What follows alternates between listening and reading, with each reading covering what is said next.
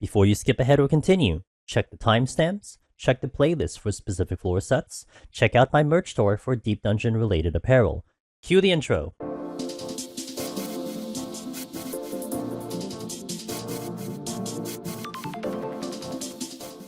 Hello, I'm Angelus Demonus with a Dawntrail live tutorial guide for Palace of the Dead solo on Pictomancer if your goal is to get the Necromancer title. If you do intend to aim for the Necromancer title, and you have stumbled upon this video but have yet to even unlock Palace of the Dead, I highly suggest you give my How to Aetherpool farming leveling video a look.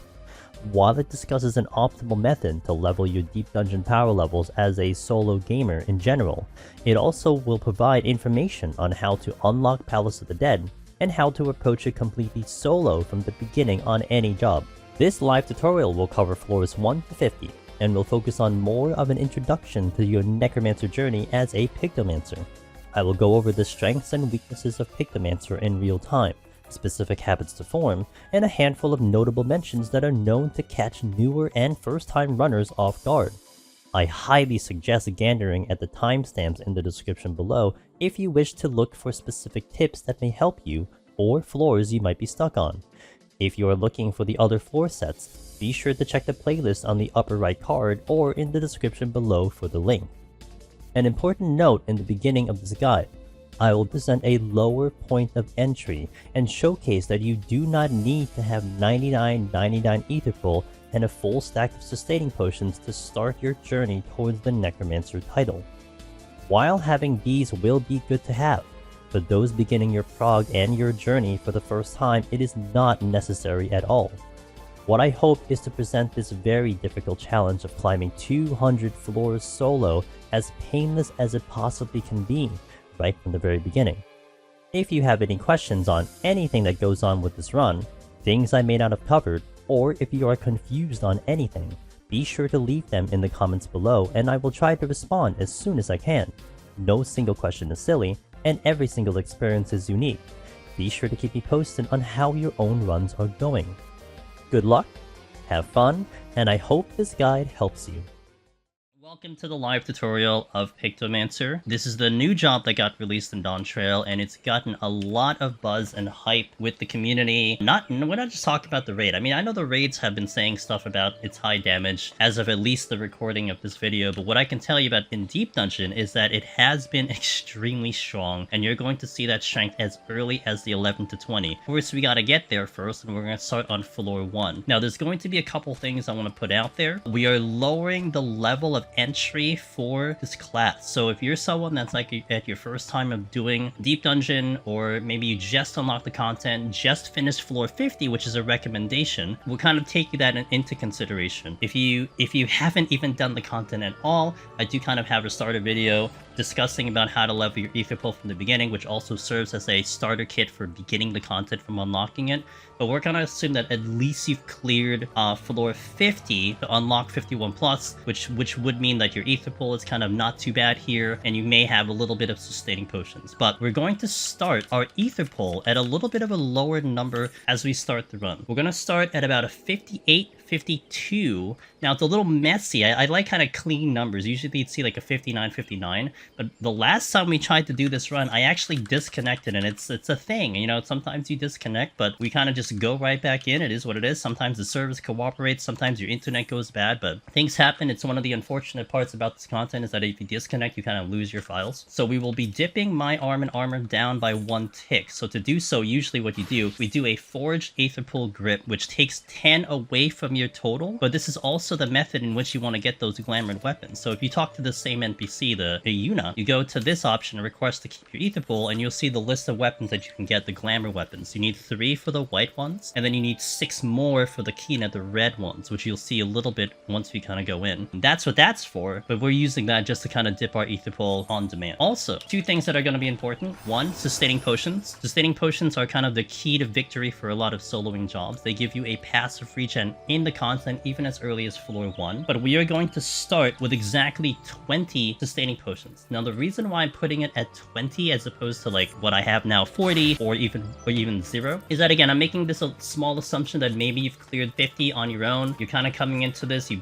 dabbled into Deep Dungeon a little bit, and when you clear 50, you get a guaranteed Potsherd, a Gelmorran Potsherd by clearing 50. And this, when you go talk to Iuna over here, you go to exchange artifact, you can exchange one of these Potsherds to get 20 sustaining potions, which are, again, the important ones to get that regen going. So I'm going to be emptying my Potsherds and putting them all in the saddle, so we are starting with 0 Potsherds. We changed that initial one to 20, so now we have 20 sustaining potions. Lastly, during the run as we're going through, 1 to 10, you're going to be getting potion high quality drops. 11 to 20, you're getting high potion. 21 to 30, you're getting banger potion. 31 to 40, you're getting X potion, and then after that, you're getting max potion. Highly recommend that you're going to try to use the potions that drop in the content in the appropriate level as your main healing source if needed, because that will give you the appropriate heal. If you try to use this max potion when you have like 200 HP, the math is not good, and the cooldown, if you can see, is 1 minute 7 seconds. The regular potion is going to full heal you at 1 to 10, and it's only a 20-second cooldown. So we're going to be putting this on our hotbar as a starter kit, but we'll definitely have enough as we go, and I'm going to delete this now so you can see how many we pick up during the run. So that's the whole starting thing. So you see our starting arm and armor, 58-52.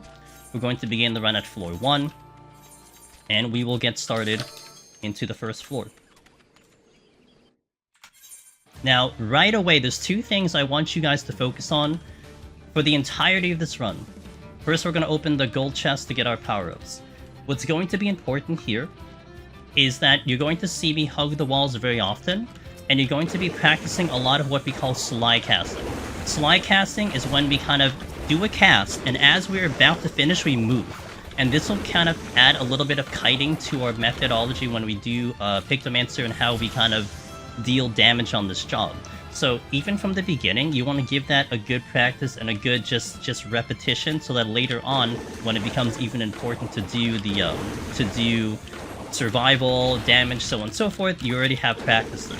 Secondly, you want to be hugging walls, because there are potential traps along the walls as we go through the floors, and we want to get used to that too. It doesn't protect you against every trap, but it protects you against a large majority of traps. Now, I will kind of talk about enemies that are going to be like more important to talk about, as in terms of like what they do to you and like if they're dangerous. But you'll see that we're going to kind of fly through a lot of these enemies, especially into the next couple of floors. So we'll definitely highlight those that are going to be more important to talk about. Also, a thing that I want you guys to practice on the lower floors, going from 1 to about floor 40, is we are going to take our time to kill everything on the floor. We're going to check all the rooms, kill everything, because we want to keep our XP at a very respectable amount. We want to be kind of close to what the boss level is going to be by the time we get there. So for floor 10, you're going to be the boss is going to be level 20. And the closer you are, or equal to, or a little bit higher, that means your chances of surviving the boss and dealing with the boss is going to be so much better.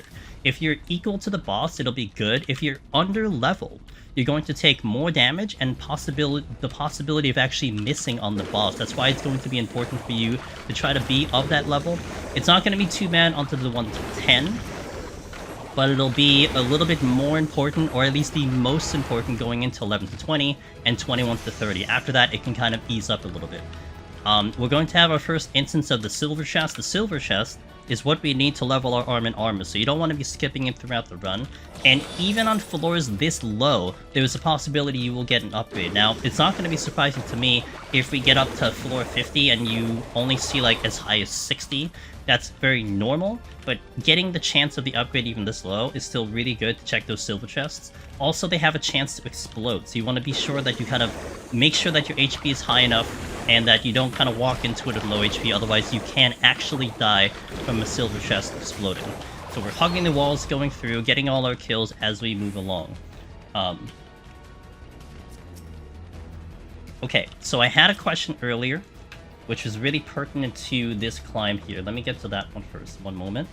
It asks, what are Pictomancer's advantage compared to other classes? The biggest massive advantage that Pictomancer has against other classes, in my opinion, and again, you can make an argument for it, you can disagree with this, and we just got an upgrade here, by the way, +2 straight into, and once we hit 60, our weapon turns to red. it's Pictomancer's massive burst. Pictomancer has probably the strongest burst of all 21 jobs available. When you see it in action, it might be staggering with how big the burst is. Of course, its weakness is that it is very squishy if you don't have that burst. That's kind of the downfall of Pictomancer. However, hopefully you'll be able to display how we can kind of use Pictomancer's advantage more so than its weaknesses. And then Jonathan Willow asks, what is the biggest weakness of Pictomancer? And I kind of said it there, where it's more about the squishiness of Pictomancer and that it is a caster. And if you're caught without your burst dealing with something very difficult, a lot of enemies that some of the other jobs have no problem handling becomes a problem for Pictomancer, because to get your big damage up during combat, it's a long 3-second cast if you didn't already set it up. And so it becomes very dangerous trying to get everything in, or if your burst is all out and the enemy is still alive, it does leave you very vulnerable to taking a lot of big hits and potentially dying on that count. So hopefully we'll be able to showcase like the weakness of Pictomancer and the strength of it, and you can kind of understand how to best play this job to its maximum extent. Okay, so nothing so far is too threatening in terms of the kills that we've had. One thing that you will notice that I will do, especially on a lot of this climb, is that we will kill in hallways. So if this area is a room, this coming up here where it's like a nice thin alleyway, it's what we call hallways. These are safe from traps. These will never, ever, ever have traps in them. Once I step into this room, that has the potential to have a trap. And so even what's really nice about having a ranged caster is that you can cast from the hallway just like this and fight in the hallway. Now this one actually is interesting because this hallway, the hallways are not consistent in Deep Dungeon. So this one in particular is very small, so there's not a lot of kiting room, but it's still a hallway, so it is safe to fight in. So one, you'll be either fighting in the hallway, or two, this room that I'm in is the spawn room, which you'll see on the map indicated by a flag. The spawn rooms will never have a trap, ever, ever, ever, ever. Only the rooms that are not spawn rooms will have a trap. However, things can respawn in the spawn room, so it's not 100% safe, but it is mostly safe, especially when you're trying to kite. But honestly, Pictomancer, you're not going to really experience too much of the kiting game on Pictomancer, because a lot of things it's going to be dead by the time you have to kite, or if you're needing to kite, then you're kind of a little bit in a trouble, but again, we'll go over that a little bit later. So we're going through the enemies here, again, practicing the slide casting. You'll see I cast, move, cast, move, cast, move. It's going to be a solid habit, especially if you've never been a caster before. It's just one of the things that is kind of a very caster thing in Final Fantasy. I don't know if it's like any other games it's kind of like that. So the way I do it is that I will move kind of at a little bit at the 80% mark of my casting bar. To me, it's been more of a trial and error thing that I've learned over the years, and I've just kept doing it. You can kind of like thread the needle, see how soon you can cast before you can start moving to kind of get that feel. And a lot of times it also comes down to just the rhythm of the casting. Since your initial GCD is going to be at a consistent casting pace, you can kind of feel like, okay, around this time it's going to go for it. It might vary depending on your ping, but that's how I personally got used to it.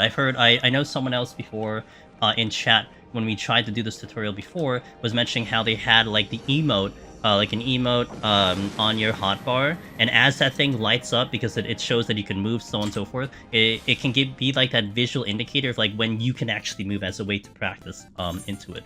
And I'll say this a little bit early too, as we kind of get into it, but I'll say this more into the later floors. There is a little bit of a cool trick you can do with the slide casting once my sprint is back up, but we'll proceed on the floors as we go through. Again, we're killing everything as we go. This is... You can argue that is it necessary to kill everything? Can I just kind of go right to the exit? Do I have to check all the rooms? You can, as you kind of get used to the run. I would say as, again, first-time runner, trying to learn the content for the first time, take this into a good habit, because it will give you a really good amount of XP, and it's going to save you so much of a headache up until you get to 60, when you could really go a lot faster. We had our first instance of a Pomander of Steel, one of the major things that you're going to be using on Pictomancer, where it gives you a 40% damage received decrease. And it's a lot. I mean, the difference of having Steel and not having Steel, you'll feel it tremendously, especially on a caster. It's going to be one of your very important Pomanders that you don't want to overuse, and you kind of want to figure out, especially in the higher floors, when it's best to use it and when you don't have to use it. But one of the cool things with Pictomancer's Burst is that there are many situations where you don't need steel just because things just get blown up by this job. And it's maybe one of the alluring factors of Pictomancer and why you may pick this job for Necromancer.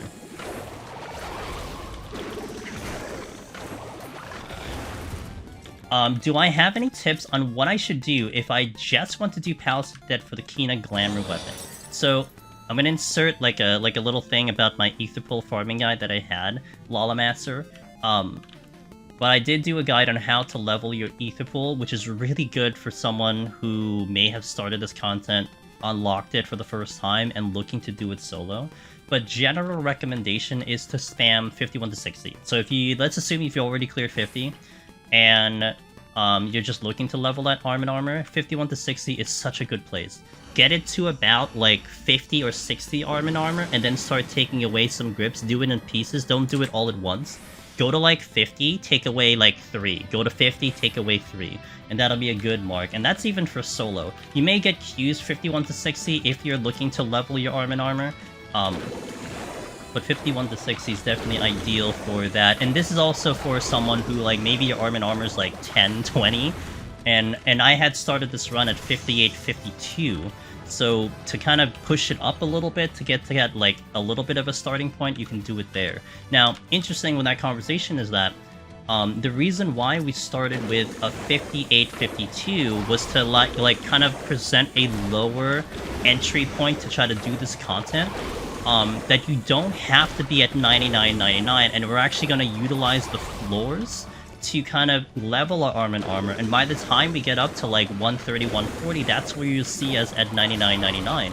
And also, in consideration for someone doing this for the first time, let's just assume that you may have to need a couple of attempts as you're climbing up. Let's say you die at like 120, where you get a couple armor there, maybe you push it up to 80, and now your second run, you're starting at 80. So you're getting prog, and you're leveling your armor, and you're getting potsherds all on top of that, so it kind of accomplishes a lot of things all at once, and that's why I kind of want to showcase that you can start at that lower number, and kind of not feel like you're too weak or you're missing out on something. You kind of can do all of this and not have so much pre-farming. And also note that we only started with 20 sustaining potions, and we won't use a lot of it until like maybe about 80 or something. And notice when we started the run, we were talking about how the regular potions high quality, we started with 0, and we've picked up 9, and we haven't started using any of that yet. I missed a couple chests here, so as I was yapping, I kind of forgot what they were, so I'm just gonna double check them.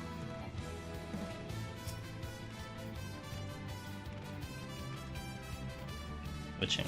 Oop, gonna kill this one.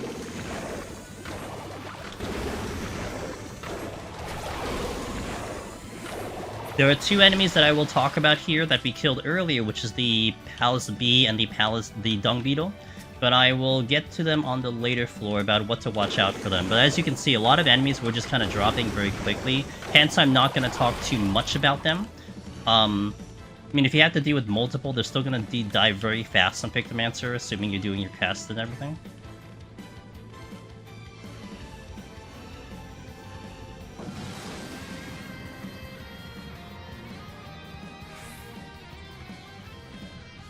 Okay. Into floor 7. Let's see if we can find those highlighted enemies here. Alright, first order here is the Palace Dung Beetle. You do want to watch your level. The lower level you are, it's level 15, the more this is going to hurt. This is a proximity patrol. And what kind of sucks about these guys is basically they have like a tank buster called Rhino Attack, which can kind of hurt, especially if you don't have steel on. That's why you want to kind of give it a little care. This only becomes a problem if you end up dealing with multiple of them. I would say this doesn't really kill people as much as the bee does. I don't hear many people talking about dying to dung beetles, but they're definitely something to be noteworthy, because in the later floors, 100 floors later, they'll be something that can kill people and have killed me personally as well. So be sure to notice them, because usually if you see them on the floor, you probably have to pull them. Again, pull them in the hallway. Alright, Palace Hornet, the thing that tends to kill people in this set. in about 20 seconds or so, they're going to do what their enrage called Final Sting. Now, on Pictomancer, even without Strength on, you're probably going to kill it before it shows up. But just in case for some reason you're going to deal with Final Sting, you can just run away from it and you're perfectly fine. Now, the thing with Final Sting is that it doesn't kill you. And one little emergency thing that Pictomancer affords on you is that you have Tempura Coat, which is a shielding. Now, what we're going to do here, I will let Final Sting go. I'm going to full heal myself before that Final Sting kicks in and do the shield. Shield. And you're going to see the amount of damage that I can block from this. It only will do roughly about 80% of your max HP, but the shield will also absorb something. So if for some reason, like, you're panicking and there's a bee there and you didn't run away from it, you have step 2 of using your shielding. Just make sure that your HP is capped, otherwise you may die. You saw it kind of took half of my HP on that one. But I think the shield is, what, 20%, I believe? So that's just a showcase of what you can do in Pictomancer. That's not a thing that a lot of other jobs can pull off. A Final Sting in Palace of the Dead never kills you. It does a lot of damage, like I said, about 80% of your HP, but it won't directly kill you. Why a lot of people die to that is just because, they already had low HP and they didn't think about healing, and then boom, they died to the Final Sting.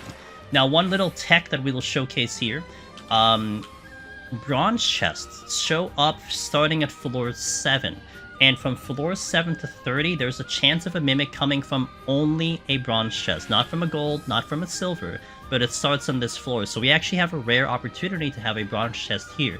Now, special to Pictomancer, you can do a little bit of what we call kind of a casting check. If I check this bronze chest while casting, if it's an item, it goes directly into my inventory. If it's a mimic, it will actually give me an error message indicating that it can't open the chest, showcasing to me that that's actually a mimic. Hopefully we can show it in this one, but I did actually do it on the previous run, so I can only insert that there. So I'm going to mid-cast here. As I'm casting, I'm checking that chest in quick succession. So there, it gave me the item. Well, it would have given me the item because it's a Fiend's Sound, but I can't obtain a Fiend's Sound. So it opened mid-casting. If it's a mimic, it will just not open and just be like, unexpected errors showing up. And then it's like, oh, that's a mimic, because it's just like an in-game thing.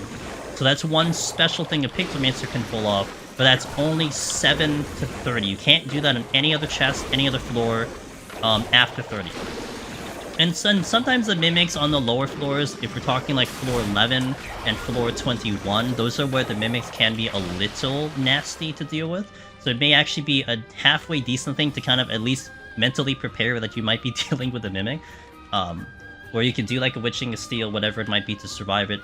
In this floor, the mimics are not going to be too threatening because you are of a higher level. So I think the mimics are like 14 or 15, so it's not that bad. It's just the next set will be a little bit more dangerous.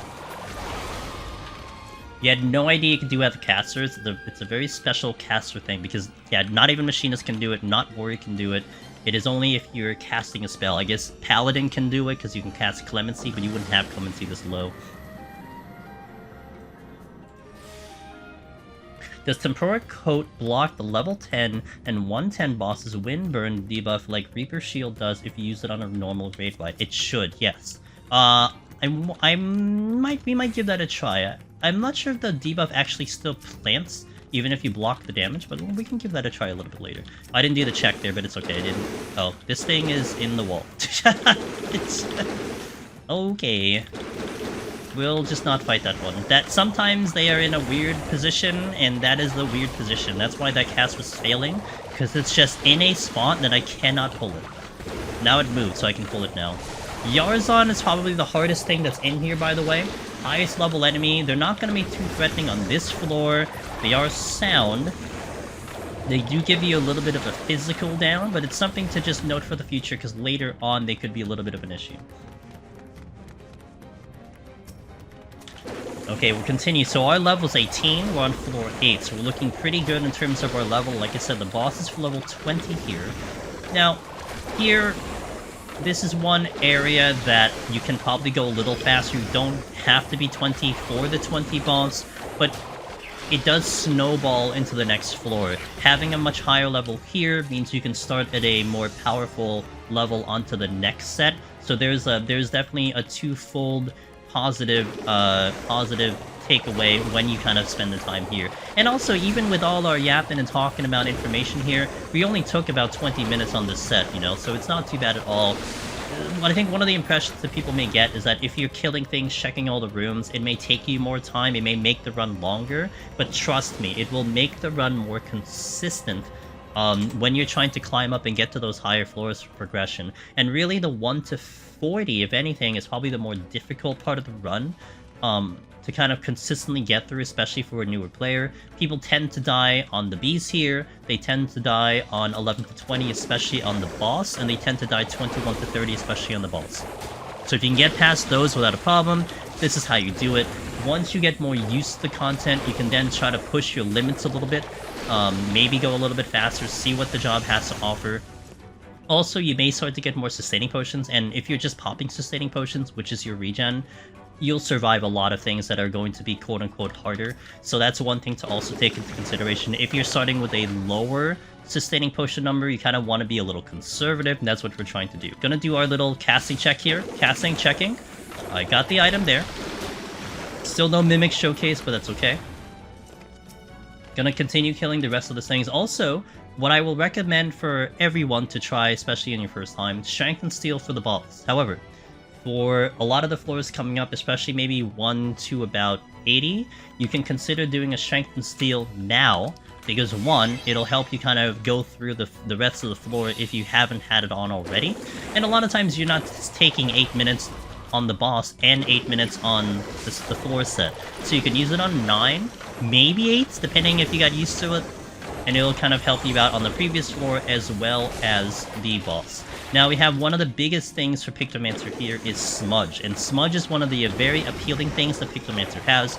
You'll see me utilize Smudge more for movement across the floors, more than, like, you know, avoiding AoEs or something like that. 20-second cooldown, it's very, very good. It may not be as good as, say, Peloton or Ninja movement speed, but having it every 20 seconds and just spamming it, it's really, really nice for extra movement and getting through the floors. So now we are 20, just shy of 21. Definitely good to go for the boss here. On normal circumstances, I will like to do a lust on the boss. You can kill the boss in a singular lust, and just basically stay in lust. The Pomander of Lust right here to transform into a succubus. You can kill the boss in the entire lust.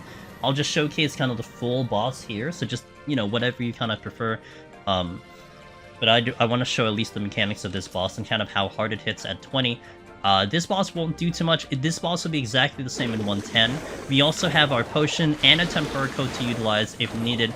As per requested, we will do the Tempura Coat when it does its raid wide later. I would actually do the coat there on that first move, which is a little bit of a tank buster, but we'll save it for the raid wide on this one. So it does a tank buster, unavoidable, into a conal, into a point blank. As we continue to work that slide cast, we kind of keep our movement, keep our damage as we're going in. You do have Addle too if you want to, but it's fine. If I pop a regular potion here, boom, we get the full heal, and it's going to come back really fast. We're going to use the coat here to block the Arrow Blast. You'll see if it blocks the Windburn. It does, no Windburn here, and we do 0 damage. May actually still break it even with the tank buster maybe coming in? Maybe? We did break it. Cool, cool, cool. Okay. But this fight is not going to be too deadly. Again, we're equal level to this boss. So if you're slightly lower, you may have to care a little bit more of your healing, or a little bit more of the Tempura Coat. But that's the very good floor 10 boss, and a very good floor 1 to 10. Palms are pretty good as the starting kit. We get to open with the strength the next floor. But that is your 1 to 10 experience on Pictomancer. At what floors would you stop checking extra rooms to chest? There's two methods of thought here, Rebecca. On a clear run like this, when I'm trying to focus in on just going for the clear, you'll see me stop. Actually, more I'm checking rooms for XP, really more than chests, right? But you'll see me go a lot faster, probably about 31 to 40, and we'll start like just killing and going to the exit because my palms will be good. But probably at about 121-ish, 131 is when I will resume checking all the rooms for chests, because sometimes, okay, let's think of it this way. If it takes you like 5 minutes to maybe, like 5 minutes to like check all the rooms, kill all the enemies, get to the entire floor, if you pick up a strength, now you're speeding up, or 8 minutes by like 30%. If you get a flight, you're gonna speed up by half of the next floor. If you use a rage, you're clearing up an entire floor. So there's like this balancing act of like, it isn't like you're wasting time per se checking chests, especially if you get something useful to it. And it is my recommendation to get into the habit of trying to actually make the effort to check the rooms, to check the chest. But the balancing act here is you want to get the chest before the exit opens. So if you, let's say a room is like 8 rooms. Okay, let's say a floor is 8 rooms, and you only checked 5 of them and the exit opens, and the exit is clear to go to, I would recommend in that situation, go to the exit. Because if you're trying to check those last 3 rooms, and there are enemies there, or it's a mimic, that's a waste of time, and you're losing time that way. Ideally, you would have wanted to get to those rooms before the exit opens, so if there's mimics, you can deal with them, contributes to the exit, and then at least you're not wasting time, if you will. So that's one way to think about it, that there is that balancing act, that a thing I like to say is that if you have to do anything past the exit, you're wasting time. But there is ways to balance that your kills and your navigation, that you're not open the exit too early, so that now you have to make that decision. And of course, score runners, if they're doing scoring, they mandatory check all the rooms because it is required for getting a higher score. So, and score runners are obviously clear, they're more aggressive, they're faster, they kill more, so it isn't to say that's impossible, but of course, you know, you have a little bit of a difference from a veteran score runner versus someone trying to go for the clear for the first time. Can you smudge over traps and not trigger them? No, you will trigger them 100%. And also, you only travel 15 yalms, you need a 20 yalm to actually not get hit with the trap yourself. Why does the cast check for mimics stop working? So, because at 31, Dave, the mimics shift from bronze chest to silver chests. So they're no longer from bronze chests, and they are now only from silver chests from 31 to 40. At 41, then it's going to be all gold chests till the end of the entire run of 200. So that's the difference there. But that's why it stops working, because you can't do that trick on silver and gold. Floor 11 to 20 coming up next. Now, doing a couple checklists here. We had been getting high quality potions on the drops on 1 to 10. Now that will shift into high potion, high quality. So we're going to be moving that in our hotbar. I'm also going to be moving it to here. Now, if it's your first time through the content, you know, you probably do that later as you get your initial drop, but we'll start with the initial 0 as we get them through the content. Here, this is a floor set that does tend to kill people first wall of Deep Dungeon for a lot of beginner runners, namely because of the floor 20 boss. The floor 20 boss, it's a very good chance that if you're not spending the time to kill, to check all the rooms and kill the enemies, you will be of a much lower level, and that level disparity makes the boss very painful, especially if you're someone that doesn't have any sustaining potions or limited amount. And if for some reason your arm and armor is like mega low, but we're starting off with a decent amount of arm and armor, so that should not be at least an issue here with 60-52. But what we're going to do through the floors is that we are going to check all the rooms, check all the chests, and kill everything that we see. And by doing that, it may sound like it'll take a while, but not so much in Pictomancer. And our goal here is to hit 35 or 34. We can survive with 34. So we want to be very close to that boss. That boss is 35, and the closer level you are to that boss, the better it's going to be when you have to fight this boss. We're going to deal with the boss normally without any lust, although it is nice to have lust. We'll showcase to you what the boss does. And also, lastly, this is going to be the floor where you get one of Pictomancer's motifs, and it's going to change the run completely in terms of how much damage Pictomancer is going to do and how fast you go through the floors. So it's one of the cool things with this shop. So let's go on and enter 11 to 20 with 60-52, 20 sustaining potions. Let's begin. Chance of a silver chest upgrade, holding, making sure our HP is full. Of course it is. We get an upgrade at 53. I'm going to recommend here that you open with a strength. You can probably go away with the steel for now, and we will save that steel for the boss. Especially with the way we're casting, we're going to be okay. First maybe concern here is the Palace Pudding, where the Palace Pudding is a patrol, but if you see it, you're probably going to have to deal with it simply because it's a patrol, so. Palace Toad is another one that may be concerning, but you're probably going to kill it fast enough. It will do a pull-in. I'll let it do its pull-in, but as you see, we're probably going to kill it in 3G cities. The only reason why this pull-in is bad is because it could pull you through a room, and maybe you hit a trap, and it also has that wombo combo of Leap or Leap. But with the amount of damage Picto's going to do, even with his normal G cities, with Strength on, you're probably going to kill it before it really becomes a concern. Picking up this chest. Intuition, love it. We're going to discuss the Pomanders as we kind of use them. And as we kind of get to that overcap to explain like what they do, etc. makes a little bit. I think it makes a little bit more sense to talk about them when we actually use them in a situation.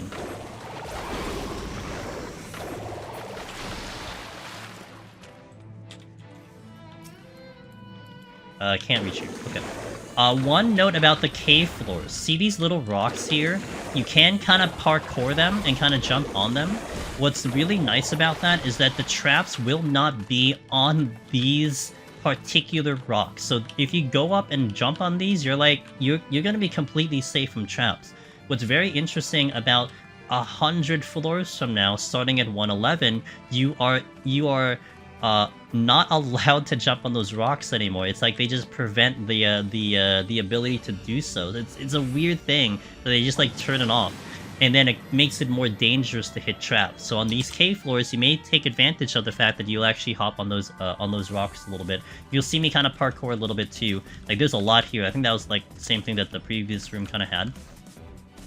First instance here of a donut room in the cave floors. The donut room are going to be treacherous because a lot of times there's a good chance you may hit a trap as you're navigating through them.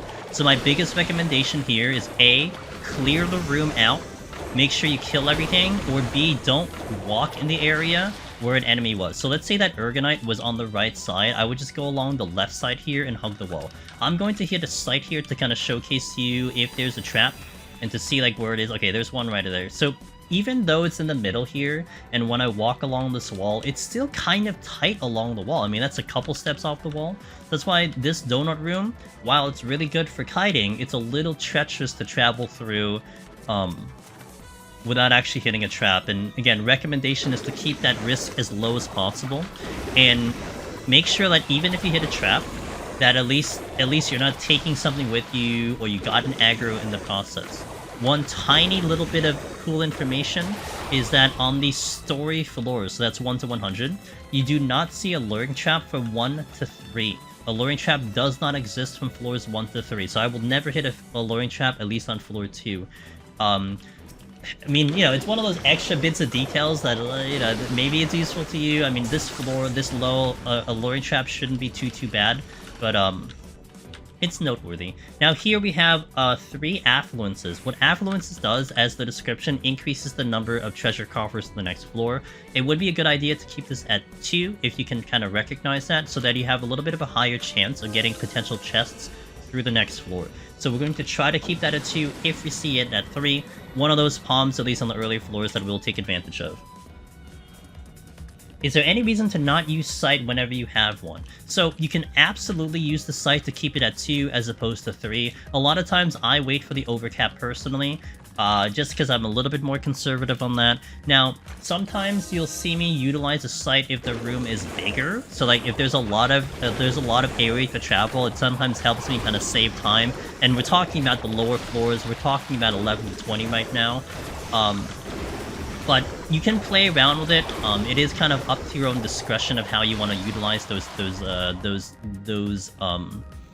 Pomanders. But yeah, there's nothing wrong with using them aggressively, keeping them at 0. There's nothing wrong conserving them, which is what I like to do. I like to keep them at 3 personally.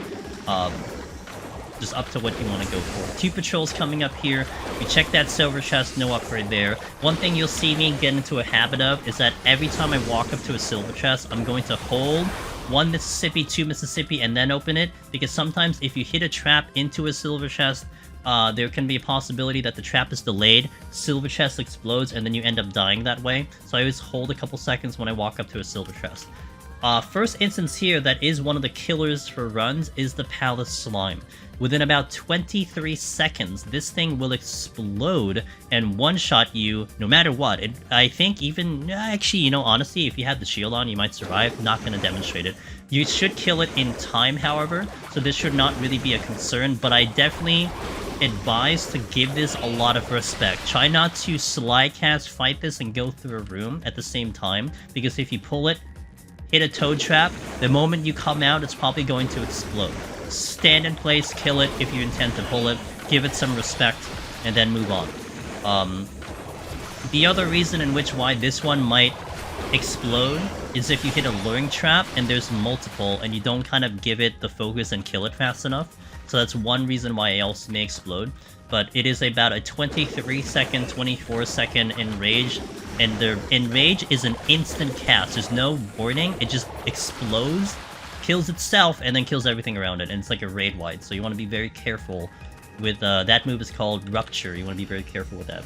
Can you LOS the slime explosion? It's such a good question, because I want to say probably, but these floors in particular, unlike Eureka Orthos, the cave floors here are really annoying to try to manage any type of line of sight, even for a long cast. Additionally, that slime, I believe, will rupture, like, at point blank, like when it's in melee range, and it's an instant cast. So even if you have the opportunity to try to line of sight it, you may not even get the chance to, because it's going to be right on top of you, and you won't get a line of sight that way. I think mechanically it should be possible, but practically, realistically, I don't think you could actually pull it off. The Palace Cobra is one to be concerned with as well. This gaze is a 360, and it does a petrification. You'll be kind of stunned for about 15 to 20 seconds. Also, this has the nasty combination where if you have this on you, and then you hit a toad trap, it can one-shot you because there's a weird interaction with a Cobra and a toad trap. So you want to be careful with that, and make sure that that is also another enemy that you give full respect to. If you decide to pull it or decide to fight it, you want to do it in a hallway, not while you're traveling. I'm going to try to kill everything here, even though it's Gloom. I may re-up the strength here to kind of keep my power level kind of going here. As you can see, the enemies are hitting me just a little bit harder, but that's perfectly okay.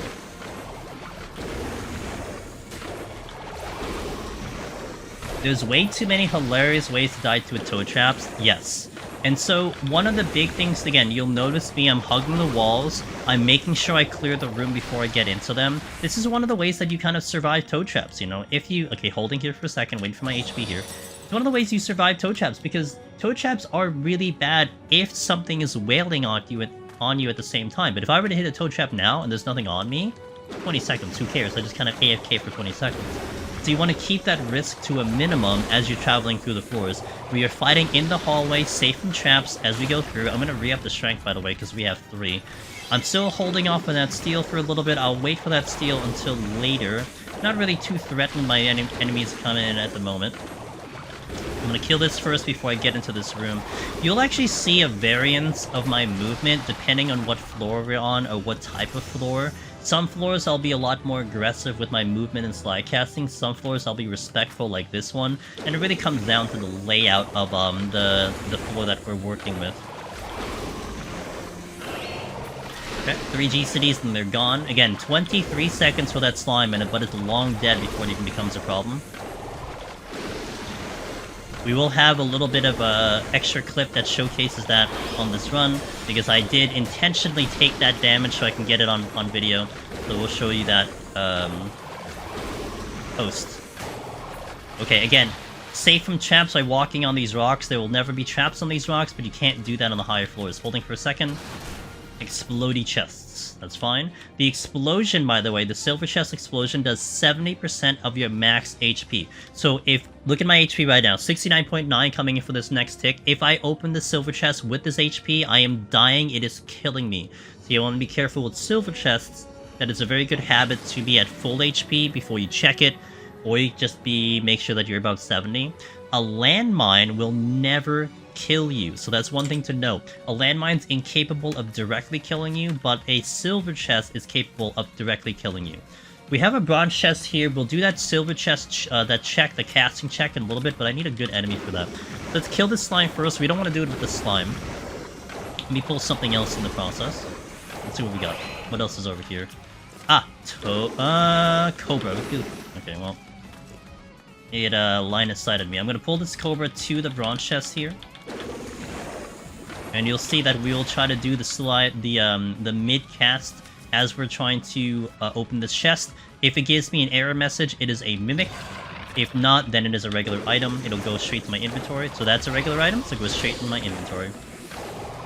If we don't see that slide cast mimic check and we get the error message, I'll just kind of like, I'll just sneak in a clip of it of us actually doing it.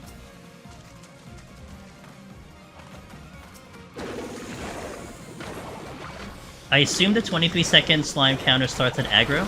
It starts the moment you pull it, yes.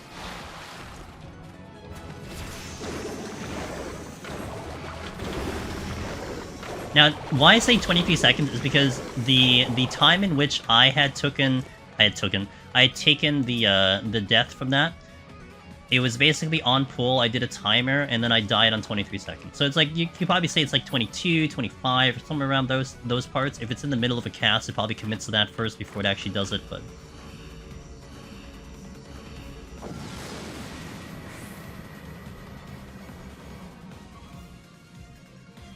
You can open bronze chests while transformed as well, because it's because you interact with it, giving you an item. The item, no matter what, will go straight to your inventory. I think because Pomanders and Armor is like part of the game's system, there's a difference there, and I guess there's a different check that happens. That's why it doesn't work with silvers and gold chests, but it works with bronze chests. Again, we're going to talk about the enemies that will be worth noting for. I'm going to pop that steel now. A lot of these enemies are dying really quickly, and they're not too much of a concern. I mean, I could talk about them, but reality is, I mean, with the way Picto goes, you're probably not even going to see any of these mechanics as you go through. The Ochu is proximity, one of the ones that you do have to kill. If it gets its AoE off, it's going to give you a little bit of a slow. A little unavoidable if it gets it off right there, but we kill it in time. Another slime here, we'll kill these out. You can die to landmines, but it's rare. I think, it's interesting because, I think the best way of describing it is that there has to be, like, a secondary reason into which you end up actually dying to a landmine. Even in the text, it'll say, you have died to trap. But generally speaking, like a one-to-one situation without any secondary reasonings, you probably don't actually die to a landmine directly. Like, something else has to happen for you to die to a landmine. Like, either an enemy hits you, or you had pops on, or there's a weird tick that happened as you were getting hit.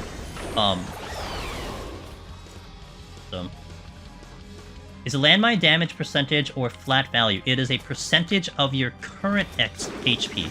So if I was at 2 HP, it would drop me to 1. If I was at 100 HP, it would be about, I believe it's 80%, I think, or 70%. But it is of your current HP. That's why the landmine and the silver chest are different, because the silver chest will calculate at your current max HP. So it doesn't matter what your current HP is, it's just going to base it off your max one. We're going to do that cast check on the bronze chest once more here. Nope. No example here. Ochu. Strength. I'm going to re-up that strength in a little bit. We're about to get to our big pew damage on Pictomancer, and you're going to see the run change drastically.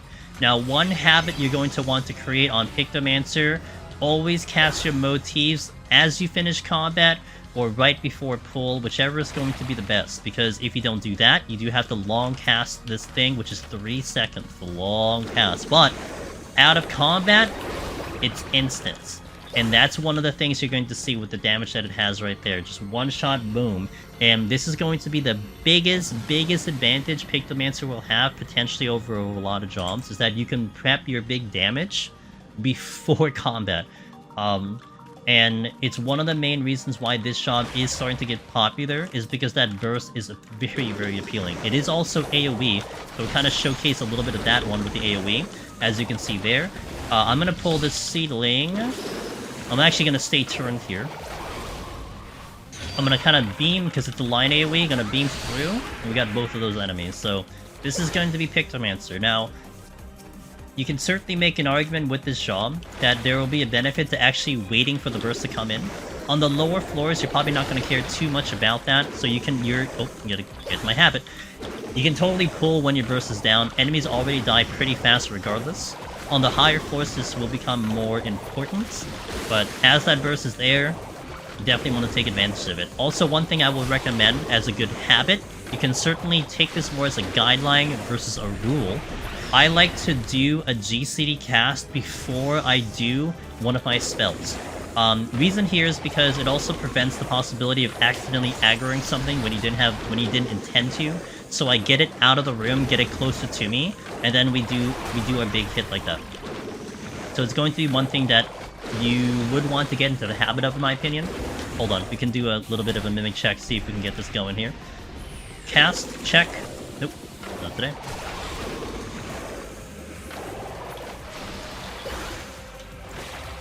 And even on the bosses for Pictomancer, you know, you could argue like, oh, well, you know, maybe this will balance on the bosses, or you have to hard cast emotes. Pictomancer is still going to do an enormous amount of damage, even if you need to spend the time to cast these motifs in combat.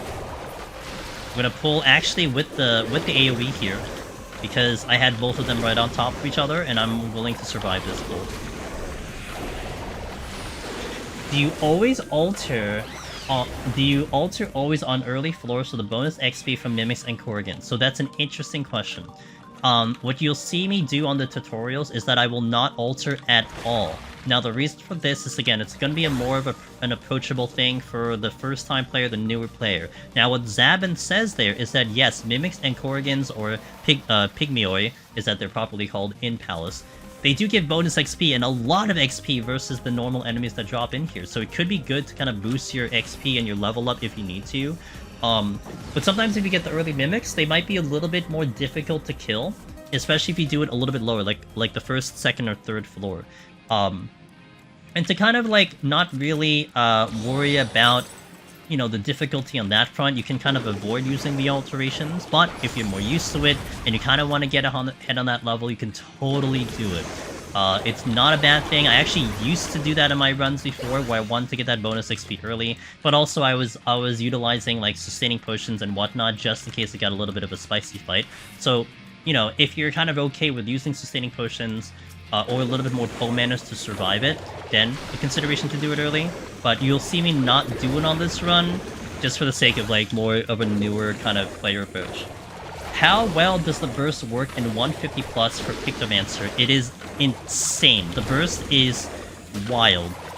If you're familiar with this deep dungeon run from Necromancer, if you checked out other jobs and what we are able to pull and what we're not able to pull, a biggest example I can give you is like the Deep Palace Anzu on 171 plus, where I will just shrug off a Deep Palace Anzu on Pictomancer just because of how powerful the burst is. And when we get up there, you'll see it. It's insane of how much damage this job puts off, and it opens up a lot more options for you in terms of what you can pull.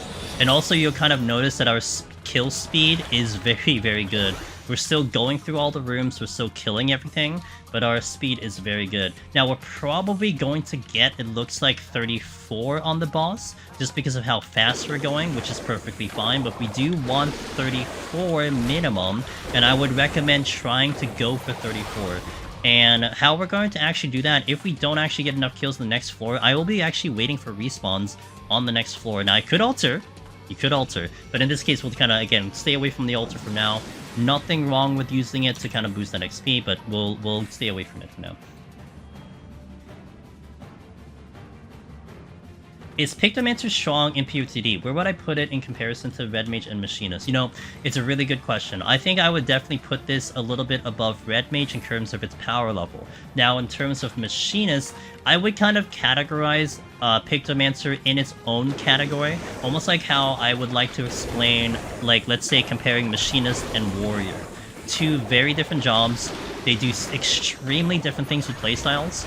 But it's really hard to really say one is really better than the other because they just play so differently. And I think, you know, even though Machinist and Pictomancer are going to be jobs that are similar because they're both ranged jobs, I think what Pictomancer brings to the table and how you play the job is going to be something that varies from how you play Machinist. And essentially what you want to look at is just what that playstyle looks at and if you can adapt to that playstyle. Like Pictomancer will be a lot of like highs and lows, if that makes sense. You'll have like the highs of its burst and the lows of without the burst. Whereas something like Machinist will be, it has burst, but you will kind of be a lot more even keel with its overall gameplay, that even when the burst is down, you still feel useful, you still feel powerful, and you're still going to survive. And that's where the difference lies between the two jobs. There's a much higher limit for Pictomancer, but a much lower limit for Pictomancer, and Machinist kind of strides in kind of more dead center for that. Here, we're going to spend time on this floor doing some extra kills so we can push to 34. We went so fast on Pictomancer that now I need to wait for some extra kills. Worth noting that the recasts here are about 45 seconds or 40 seconds, somewhere around there. So we're going to get respawns pretty quickly, and be able to get that 34 pretty well. Now, if you're a 33 going into the boss, it's not going to be that bad, but you do have to care a little bit more about your survival. Here, again, we did it on floor 9. We're going to pre-prep a steel and a strength. I have a steel anyway, but I was kind of waiting to maybe get off the floor first. So we're going to pop the strength and steel prepping for the boss. We're going to do the boss normally, meaning that I'm not going to do a lust, although I do recommend a lust even as the beginning, because you're probably not going to use lust anywhere else on the run, unless you're going to do like fancy big pulls and whatnot, so it's not a bad idea to utilize lust on the floor 20 boss. As mentioned at the beginning of this floor set, this is a boss that tends to kill people a lot. Like, it ends a lot of beginner runs, because of how much damage it does output. Now, what this boss will do is that it'll open with a tank buster, it'll do a point blank, it'll do an AoE on you, and then it'll do a raid wide, and then it'll summon some bees. Now, in terms of Pictomancer's kit, we have the Tempura Coat, where if we break the shield, our cooldown reduces by a minute. What I would recommend here is that you would use that, that coat on the initial opener when it's about to do that first kind of tank cleave, if you will. We do have high potions on the bar. Make sure you want to double check that you have high potion, high quality, not the max potion, not the hyper potion. Use the high potion, because that's going to be the best heal you get if your HP starts to dip low. Even if you're like 32, the high potion will keep you up if you're taking a lot of damage. So note here, we are one level below this boss with steel on, so you'll see the amount of damage we take. But let's open up here with my burst and my everything. I'm gonna wait for an auto here, then I'm going to shield right now. You're gonna see that tank buster come out, boom, it breaks the shield. Didn't seem like I took a lot of damage, but it's because I broke that shield. Gonna get that motif up while it's doing its casting thing here. Gonna continue doing our damage here, avoid that gold dust, which gives us a poison. And then it's going to do a raid Y coming up here. Might be where our first heal goes. Now, if you actually have the boss way south, it actually has to travel all the way to the gate, so it's a lot of time to actually buy yourself here. It's gonna be summoning bees coming up. And the bees will have an enrage after 3 lines of AoEs from the boss. So you do want to focus the bees as they come out. Do not keep them alive. If anything, you can maybe keep 1 alive, but these bees should just perish because of how less HP they have. It's a little bit more of a concern later on when you have to fight this boss yet again on 120. Gonna spend this time to recast the motif. Now, in terms of the motif, it would be kind of nice to either cast that while you are... Gonna pop the shield there. I was a little late on the shield. You want to cast the motif either while it's casting, or if you're getting used to the rotation, try to cast it when you have a clearance. Like if it did that point blank, or if it's about to do the AoE raid thing. Like right here would be a really good time to cast the motif. But we're gonna keep going here, and then we're going to kill it. Boom. That is 1 to 20. So boss was pretty good. We did a pretty good job there, and we will continue to run 1 to 20. How long have I been streaming? Ever? I would say about, I think 5 years, about 5.5 years now. I started in 2019. Need some motivation. What I can tell you from my experience, Bear, when it comes to streaming, everyone's gonna have different goals. I think having a goal will work, right? I want to do this. I want to accomplish this. I want to get to here. And you want to work towards the goal. Now, for me, my goal wasn't streaming. My goal was to play video games and to stream it. It's a different thing because I didn't stream to people to watch. I didn't stream because I wanted popularity. I didn't stream because I wanted views. I just wanted to stream because at the time I was doing really good in PvP and we had Deep Dungeon. And actually for Deep Dungeon, I wanted to make sure that I had it on video. So it was just more like that. I wanted to just get it up on video. PvP was more I wanted to showcase what I was doing. So it became more of just like, here, this is what I do. And then you started kind of adding in the extra bits to it. The chatting, the alerts, whatever it might be, slowly but surely. But I think what's first is that you want to find something you're passionate about and just put it out there. Because it's a lot easier to be genuinely happy about what you're doing than doing something that you believe believe is supposed to work, but you're not really 100% into it. That's my recommendation. 21 to 30 coming up. It is the next wall for people. There's basically 2 reasons why you die here. 1, you open a bronze chest on 21 and you spawn a mimic that's about 9 levels higher than you. And if that happens, then steal, witching, pray. Make sure that your motif's up. That's really important. But hopefully we actually see that so I can showcase that to you guys. Number 2, the boss here is nasty. And the boss is only nasty if you don't have sustaining potions. Even if we get to 49, the boss will still be very, very tough, but we'll showcase to you and we'll really try to get 49. This is the floor set, in my opinion, that it is very, very important to be at least 49, if not 50 or higher. At 50, you get your hammer, so 50 might actually be really good, but you really want to make sure that you get those extra kills and be a little bit higher on the boss. And this is more important if you don't have sustaining potions or you're working with a limited amount. If you're someone with like a million sustaining potions, don't care. Walk into that boss, spam those sustaining potions, you'll kill it eventually, no problem. You still want to strength steal, but that's where one way you want to think about it. But again, we're having this lower entry level of the lower arm and armor, and we have a very limited amount of sustaining potions sitting at 20, so we want to try to get you through, especially if you're someone who, like, you know, just unlocked the content. This will be also a really good way to look at it if you just unlock the content. So those are the 2 ways that we're worried about it. The enemies on these floors are really not that bad. They're going to hit you a little bit harder, but it's really the beginning mimic, possible mimic, and the boss that you're going to be most worried about. So let's hop on into 21 to 30 and see what the game has to offer us. We're going to pop here with a strength and steal, which is definitely what I recommend to kind of help you get off the floor and to kill through the floor very well. Also, do not forget your motifs. Oh, lastly, we're going to be putting mega potions on the hotbar now, because those are the ones that are going to drop from the enemies. So it's a good thing to do that check onto what potions if you haven't already, or waiting for a drop to happen. Mega potions are going to be the appropriate potions for this. You don't want to use the ones higher, which is like X or max potions, because of their longer cooldown. So you want to be using the mega potions up here. You'll still see that we are going to delete a lot of things on Pictomancer. You'll see me kind of make movement a lot more as well with the steal on. And the damage on Picto is going to be very appealing. Very nice. I'm going to pull both of these pucks so I can AoE the puck. I did not set up my motif, so I forgot again, but that's fine. I'm going to get the beam out here so I hit both. Dead.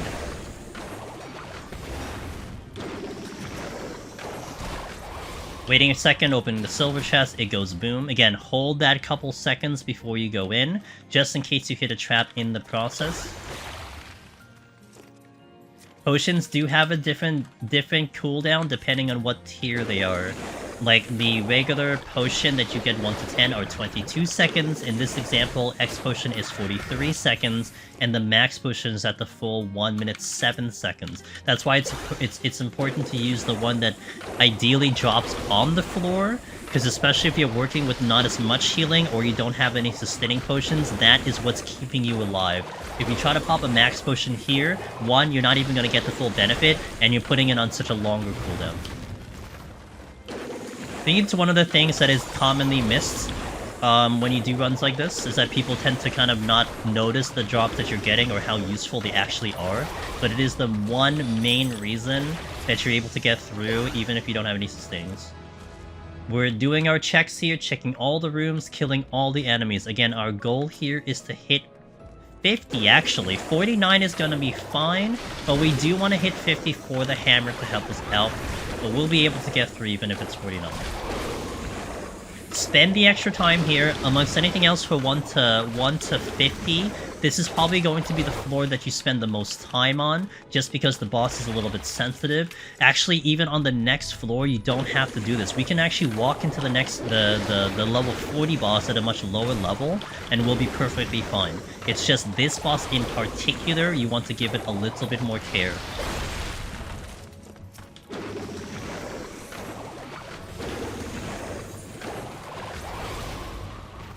That is correct, what Gim said. If you look at this, if you look at the normal quality potion of X potion, it's 48 seconds versus the high quality, which is 43. Luckily, in this content, in Deep Dungeon, you're always getting high quality versions of it. So it's not really a concern, but that is true, that the normal quality does have a lower cooldown. I'm sorry, a higher cooldown. My apologies, a higher cooldown. Okay, proceeding on the floor. Again, we're going to talk about the enemies that are worth mentioning because so many of them you're going to see just drop dead before you even have a chance at really talking about what they do. Most times or not, you essentially want to maintain your slide casting and just kind of stay away from enemies if they have point blanks, AoE, so on and so forth. Nothing here is going to be overly weird. The dual hand, probably one of them. It's just because it is a patrol and it is a sound aggro, so you can actually avoid these by RP walking, which I can show you right now. There is a button we have on keyboard. It might be there is buttons that you can do on controller. If I hit walk, you'll see the little man on the top right corner of my screen, which indicates that we are walking. And this is a sound aggro, so if we walk up to anything that's sound, we will avoid that aggro. If I dump the RP walking, I will then aggro the enemy. So that is what we call RP walking. And for those that are aggro to sound, that is your method to avoid them. And this will be more important later than it is here, because again, you're just killing everything here. So it's not really going to matter what they aggro to, they're going to die.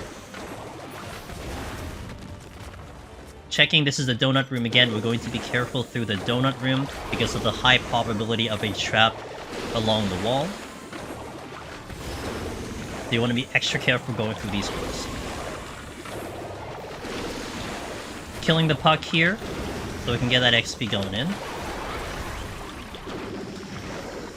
Smudge and back out, and let's go. Oh wait, no, there's actually another room here. Oh, I didn't see the other room. Let's keep going. I saw it on the map before I left. Let's kill the other things in here, and then we go to the exit.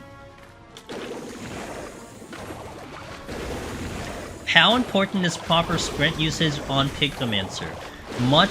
Much more important on the later floors than it is on the earlier floors, but there will be some interesting tricks that we can utilize on that front. I can actually demonstrate one of them now, but it'll be more prevalent on the higher floors. Especially later when you have Hammer, and Hammer is an instant GCD and instant cast. You're gonna get 3 GCDs that you can do on the run. It is ideal to be moving away from that enemy when you do so. But we'll show you a neat little trick that I picked up from my buddy Velvet, who taught me this. And it's pretty consistent, and it does require you to utilize those slide casts. We'll do it on the next pull coming up here. So, if you don't know, when it comes to sprint out of combat is 20 seconds, sprint in combat is 10 seconds. So in terms of kiting, you always want to try to sprint before you engage an enemy to get the full duration. Now, something really interesting with casters is that if you sprint while slide casting, even though it looks like you're about to attack the enemy, it still counts you as out of combat, and you're able to actually get the full sprint while also combining that cast, but it requires a slide cast. So watch closely here. I'm going to do my cast, I'm going to slide, then sprint, and we're still going to get 20 seconds. Here, slide, sprint, and we get a 20-second sprint on my bar here. And that's a little bit of a nice tech that you can do, especially if you're in your subtractive palette at level 60. That you can actually start off with the pull and get more of a duration on sprint when you're moving. Again, if you sprint in combat, you're only going to get a 10-second sprint, so you don't want to hit then sprint and then get that and then get the reduced sprint there.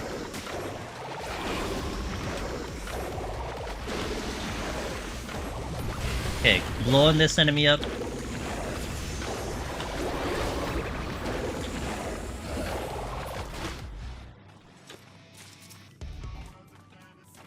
Okay, intuition, good. This is another check at a possible mimic, so we're going to do the casting check here. I'm gonna cast, check. Okay, no example there. Might be something I'll have to insert post, but it's okay. At least we're showcasing that it's something that you can do.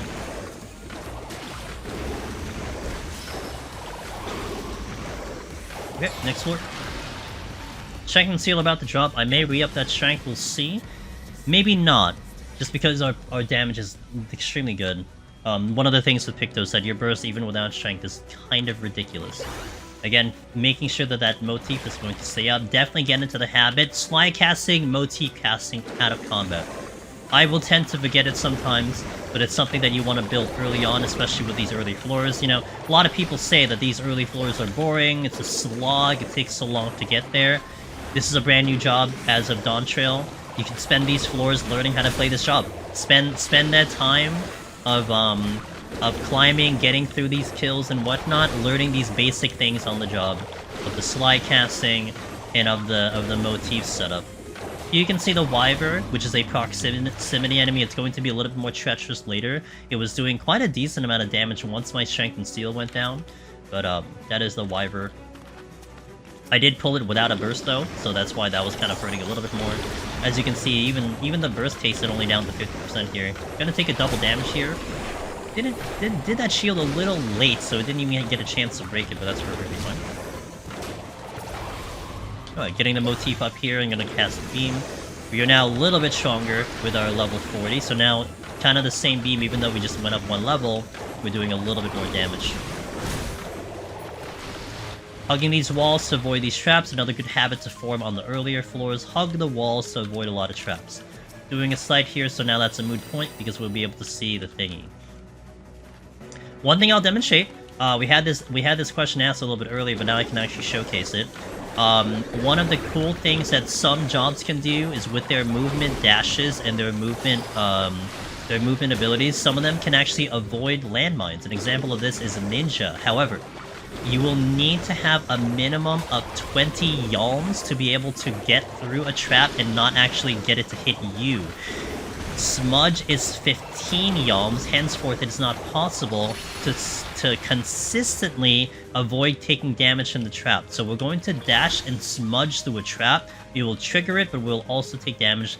This trap right here is a landmine, that's why I'm going to be safe from doing it. I'm going to get as close as possible here, and then we smudge, and we still take the damage. So it could still kind of work if you want to do what we call landmine plays, because the landmines do hit the enemy aside from yourself, but it's not going to be recommended only because it puts you in a lot of danger as well. So there's a little bit of a showcase there, what Smudge can pull off, or rather, it can't pull off, because it doesn't travel as far as it needs to be to do something like that.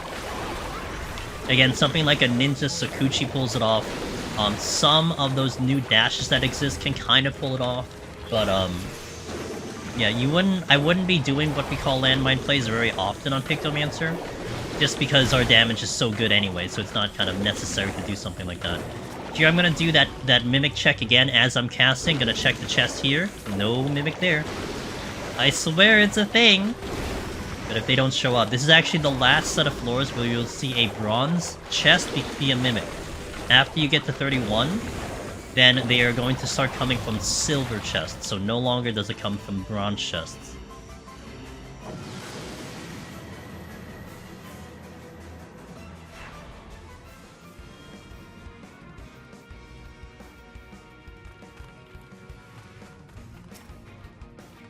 Steel.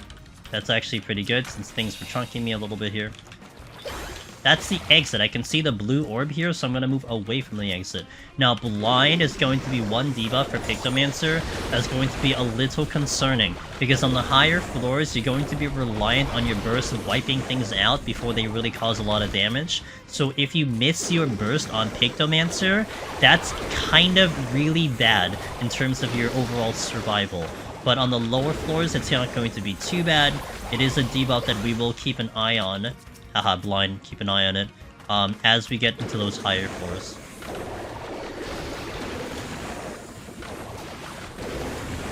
You did the mimic check, Ashigar, and you got one? Yeah. They're not common, right? The mimics down here are not going to be overly common to actually see them. However, again, I mentioned at the beginning of this floor set that these mimics in particular, 21 to 30, are ones that have killed people many times. So it's gonna be good to be able to prepare for it, or at least know what to do when they show up. We're doing our slide casting here. As we move, as we cast midway, we move before the cast finishes.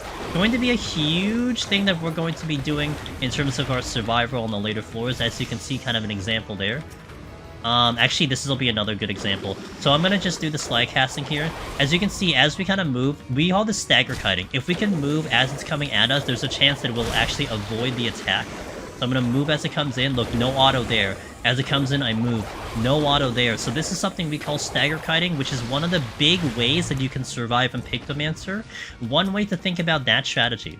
Even if you're not perfect, even if you don't avoid every single auto, even if you do it 50% of the time, like it hits you once and then it doesn't hit you. it hits you once, then it doesn't hit you. Doing that stagger kiting, that's 50% mitigation. That's still a lot of damage that you are reducing instead of literally just standing there and taking damage. So that's going to be another thing that you can try practicing on the lower floors to kind of get used to that when you get to the higher floors when there's a little bit more pressure. I'm going to use an affluence because it's at 3 here. So we call that stagger kiting. You're going to see me kind of do that a lot, kind of unconsciously, if you will. I'm just going to be doing it even if I'm going through conversation. But if you see that kind of movement where we're like slide casting, moving back, slide casting, moving back, that's exactly what you're seeing there. Now, you don't see it too much simply because a lot of enemies are just going to die before we even get a chance to fight them very long. But this might come into play more in the higher floors when things will be more beefier. Gonna do the casting check here. Gonna cast. Check the chest. Nope. No go there. Did not set up a motif. We can swift cast to the motif because I forgot to do it. But that's, again, you want to get into the habit of recasting that motif out of combat. Otherwise, you have to either swift or spend that long time casting that spell in combat.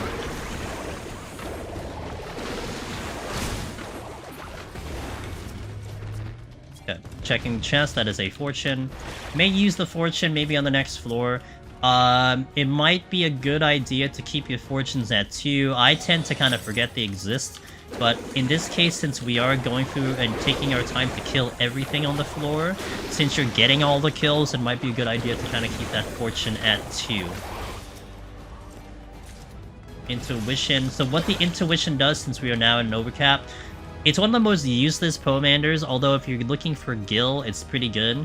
It will reveal a yellow beam on the ground, because the yellow beams are actually in existence on these floors, whether you see them or not. What the intuition does is it allows you to see them on the floor, so boom, perfect example. Thank you, game, for showcasing it. So if we were to stand over that yellow beam, we can take a treasure out and potentially get some cool items. The reason why you won't see me utilize it very often is because this could possibly be a trap. And especially when you're talking about clear runs, it increases the chance of like causing mayhem on the run. So it's one reason why you'll very rarely see me utilize an intuition, even care about an intuition, unless I maybe had a sight or safety. Now, that's going to be your choice if you want to take that risk, if you need the money. Look, you do what you do, it's your run, your decision. No one's going to be there to criticize anything. You just gotta be okay with when you choose to do that. But when you see my runs, usually, you'll not really see me go for those intuitions very often. Gonna delete both of these guys. I'm actually gonna pull both of them so we can do some splash damage with our motifs here, because all of our casts are going to be AoE, so we can kind of get a lot of damage off by doing that on two targets, and I have that steal on. Almost got hit with that. Okay, Serenity, gonna be important later. And a Flight. I'm not using the Flight. So what the Flight does, by the way, since we got a couple overcap, we have an average kill count on most of these floors. So on these lower floors, you're looking at between maybe like 3 and 5 you're typically getting off the floor. It could be a 3, as low as 3, but it could be as high as maybe 6 or 7. What Flight does is that it basically slashes it in half in terms of how you get away. So it's a good time saver. However, on these early floors, we actually want the more enemies to show up because we want the kill count, because we're trying to level ourselves here, so we're not taking that Pomander going in. Worth noting though, there is actually a percentage chance, about a 3% chance based on our studying from some community members, that you could get a higher chance of a treasure room where a lot of enemies are all in one room. There's a lot of chests all in one room, but you will not really see me utilize Flights on the earlier set up until we start getting 60, then I'll start using Flights a little bit more often, but I want those kill counts. Skatina's gonna be one enemy that's probably the most annoying here. They are patrols, they are sound, but they like to sleep you. And it's difficult to kind of line of sight that sleep. So if you get slept, actually I'll demonstrate the sleep here. It is a 15-second sleep. And one thing you do want to watch out for is that you don't get into this weird combo where you actually kill it as it gets the cast off, because then you'll sleep and get stuck in the sleep. So it's going to sleep you for 15, you gotta wait for it to hit you. Sometimes it doesn't like hitting you, but that's why that one's a little bit more annoying. It's just like a little bit of a time waster, a little bit of a popular enemy in the community just because of how annoying it is. Motif macro would be useful if you wait for burst on each pull. A motif macro, you could do a macro to hit all three in between pulls if you want to. It's not something that I would kind of utilize, but having one that kind of runs down all three may not be a terrible thing. You gotta make sure that you give it a long wait though. But I kind of don't like relying on macros because they tend to bork out a little bit, especially if you're lagging. But you can totally do a macro. There's nothing necessarily wrong with that.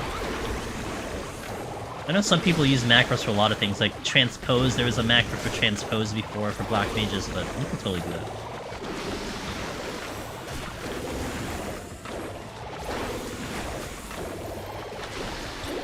Okay, we're proceeding. Again, I'm not talking much about the enemies that we're going to unless they're kind of worth noting. The centaurs, I guess, are one because they are proximity, and the reason I had to pull this was because it was going to aggro no matter what. So these are a little bit of a priority pull if they're in your way or if they're on top of an exit. Now I can pull the one over there as well, just because it is blocking a chest there. I can't get behind it because of that proximity aggro. We are getting a little closer to the boss, and we're only 44, so we're really gonna try to go and kill some things here as we go along. I do want to be closer to 50, if not higher, if not 49, if not higher to 50. So we're gonna hope that we can get some kills. We may actually wait a little bit to kill some extra things if needed. But we'll see what happens on the next two floors.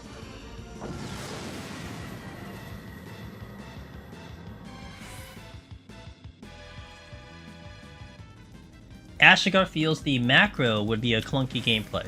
I just don't like macros for abilities just because it is clunky.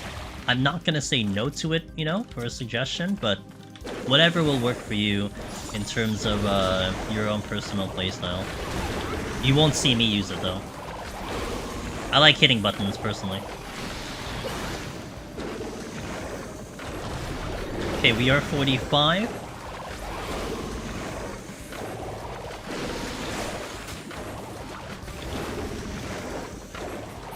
And I may stay on like the floor a little bit to wait for some respawns if necessary to get that kill count up and to get the XP up. Highly recommend, if you are lower on your sustaining potions or you're not willing to use any like myself, you want to be a higher level.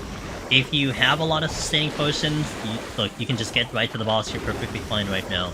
But the boss level 30 does hit pretty hard and pretty often, and that's why you want to give it just a little bit more care. And we are approaching this like a new player, like someone who, you know, maybe just unlocked the content, lower arm and armor, so on and so forth. An altar is a way to do and get bonus XP. That is perfectly correct.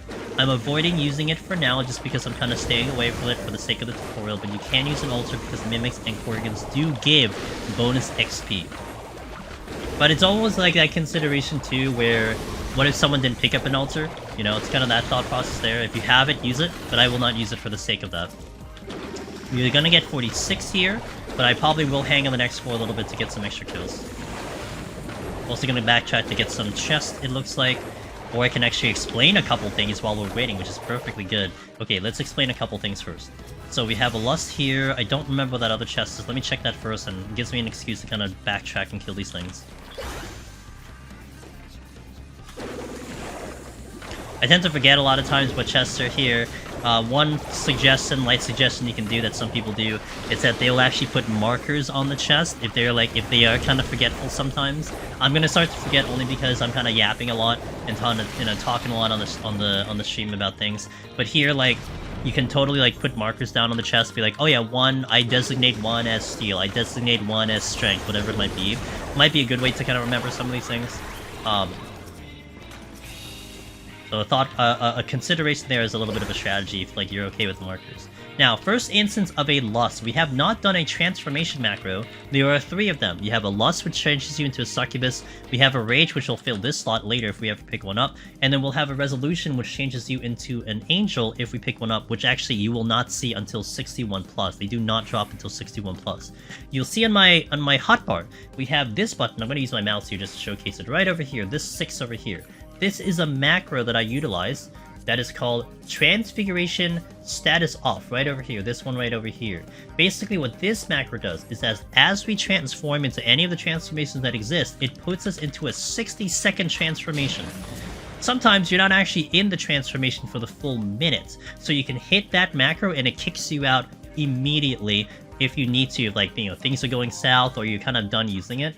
Now, you could click it off. In this case, I'm going to click it off with my right click over here, just to click it off. However, in my opinion, it is a little bit better to utilize that macro, which will showcase, again, status off transfiguration, only because this is a sure shot. That buff says transfiguration, you have this macro, 100% it kicks you out, because that button is designated for that. And even for a keyboard mouse user, it might be better to maybe consider, if your hotbar is kind of open, and Pictomancer does have a lot of open spots in my opinion, even at 100, it might be a good consideration to put that on the hotbar so that it's more of a guarantee that you're using the thing and you don't click off, because you can click off steel, you can click off strength, you can click off your sustaining potion if you were to use it. So that macro is really, really good for all players, no matter what gamepad you're using. Oh, actually, before I open that one, because that could be a mimic, let's pull something with us first. Centaur priority here. That Merilith is also going to be a proximity, so I may want to pull him next because it's going to block me. But again, we're going to go for like high kills because our HP is a little bit low. Casting, checking. Nope, still Mega Potion. Didn't get any mimics showing up here, but that's perfectly fine.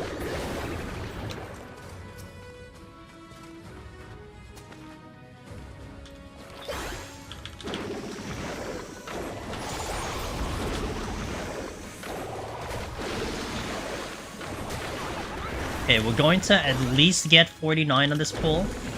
These seems to be a nice amount of enemies here too. Now, I could utilize the sight. Let's actually utilize the sight. Maybe we get a luring trap. May have sights here, and this is actually a really big pull. Let's use a fortune. I said I was going to use one earlier, and I didn't. Let's use a fortune because we're going to get quite a lot of pulls. Now I'm actually pretty confident that we'll see a 49, if not 50, on this floor. So I will take this time, trust me. It may feel like it's taking you a longer time. It may feel like it'll just make the run longer. There you go. I killed it after the sleep, so you can see I'm going to be sleeping here for 12-15 seconds. It may feel like you're taking a bit longer, and you're like, I can just get to the boss. But trust me, this boss is probably the harder boss you can fight up until you get to about 90 in terms of the bosses overall. Give this a little bit of respect. Don't die to this boss. Trust. Maintaining the kills here. Moving along, killing everything, getting that level up to at least 49, if not higher. I'm actually going to pop the strength, and later we're going to pop the steel until we're getting ready to get off the floor. I was recommending on the past two floors, the two sets of floors, that you can do a strength and steel on the 9th floor and it carries you into the boss. But in this case, since we're spending extra time to kill some things to get the level a little bit more appropriate, you may want to delay that just a bit so that it doesn't actually fall off on the boss. The boss is going to take like maybe like 2-3 minutes overall. But it won't be a bad idea to actually delay it for a little bit just because of that.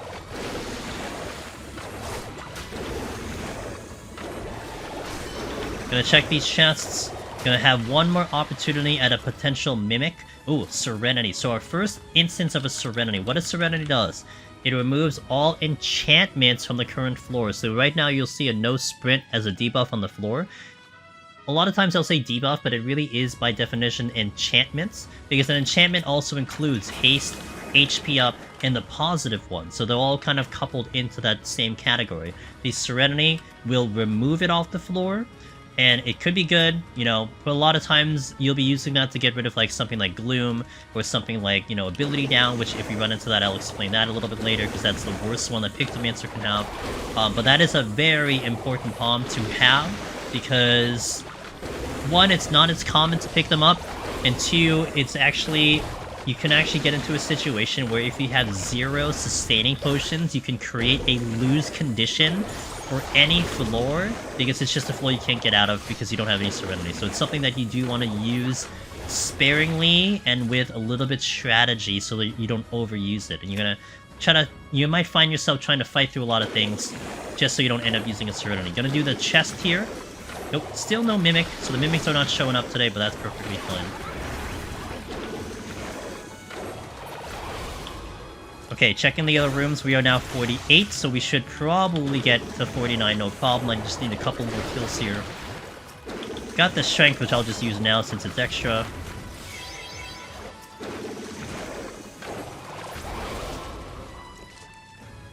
This will actually be really nice to showcase getting to 49 as opposed to 50. 50 would actually be really good because you will get access to your hammer, which is a lot of damage. But we'll showcase 49. It's gonna be actually a tough fight without any sustaining potions, I'll tell you right now. But we will try our best to survive the best we can on Picto.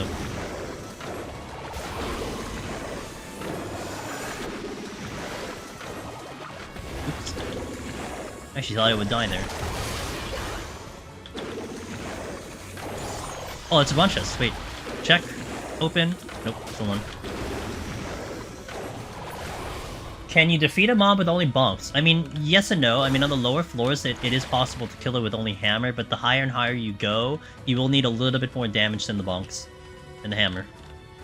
Okay, I'll need a couple more kills here, so we're gonna hang around on this floor, looking for some respawns. As a repeat from previous floor, respawns are going to be roughly about 40 to 45 seconds.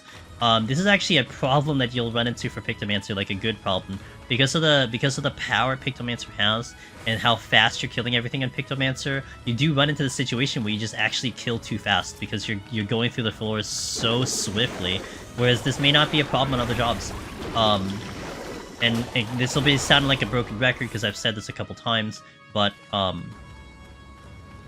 what do you call it? The Pictomancer job is very strong in that department, and you are utilizing its burst to get a lot of damage off, but if you're low on those sustaining potions, or you're just starting off with your Necromancer journey with a limited amount of resources, this is going to be worth your effort to actually spend the time to get these extra kills and to get that notable level of 49, more so if like you've never actually tried the boss before. If you've done the boss before and you're familiar with the damage, go right ahead, go into this floor, no problem. So I want to show you guys what it looks like at 49 without any sustaining potions. I remember I actually had someone on YouTube kind of ask me about this before, and they're like, hey, you know, I was trying to solo up to 150, my armor is really low, it seems like it's impossible. Like, that was their comment. Like, it didn't seem like it was possible with, like, 10-10 or something. So I actually went in, took one of my alt classes, dropped all my armor, and went to try to duplicate the job that they had, and the situation that they had. And I think we did a machinist run. I think we were, like, 10-10 armor, and we had just beat the boss at like level 50 or something with a 10-10 armor, with just using potions, no sustaining potion, but it was a very tough fight. And it asks a lot from the player, even on this low. Like, you know, you would think that these lower floors are going to be more chill just to get through. There is slog, but depending on your entry level, depending on what your stats look like, what your resources look like, it can be a lot harder compared to someone else who's like literally been here doing a couple runs already. You kinda, like, in my opinion, how I look at it is that I want to accommodate for all those little caveats in the player's run, right? We want to make sure that we represent everyone that's approaching this content with whatever entry that they're looking at. So I think that's important, that like you at least see the worst scenario, and then you can build it up on the better scenario.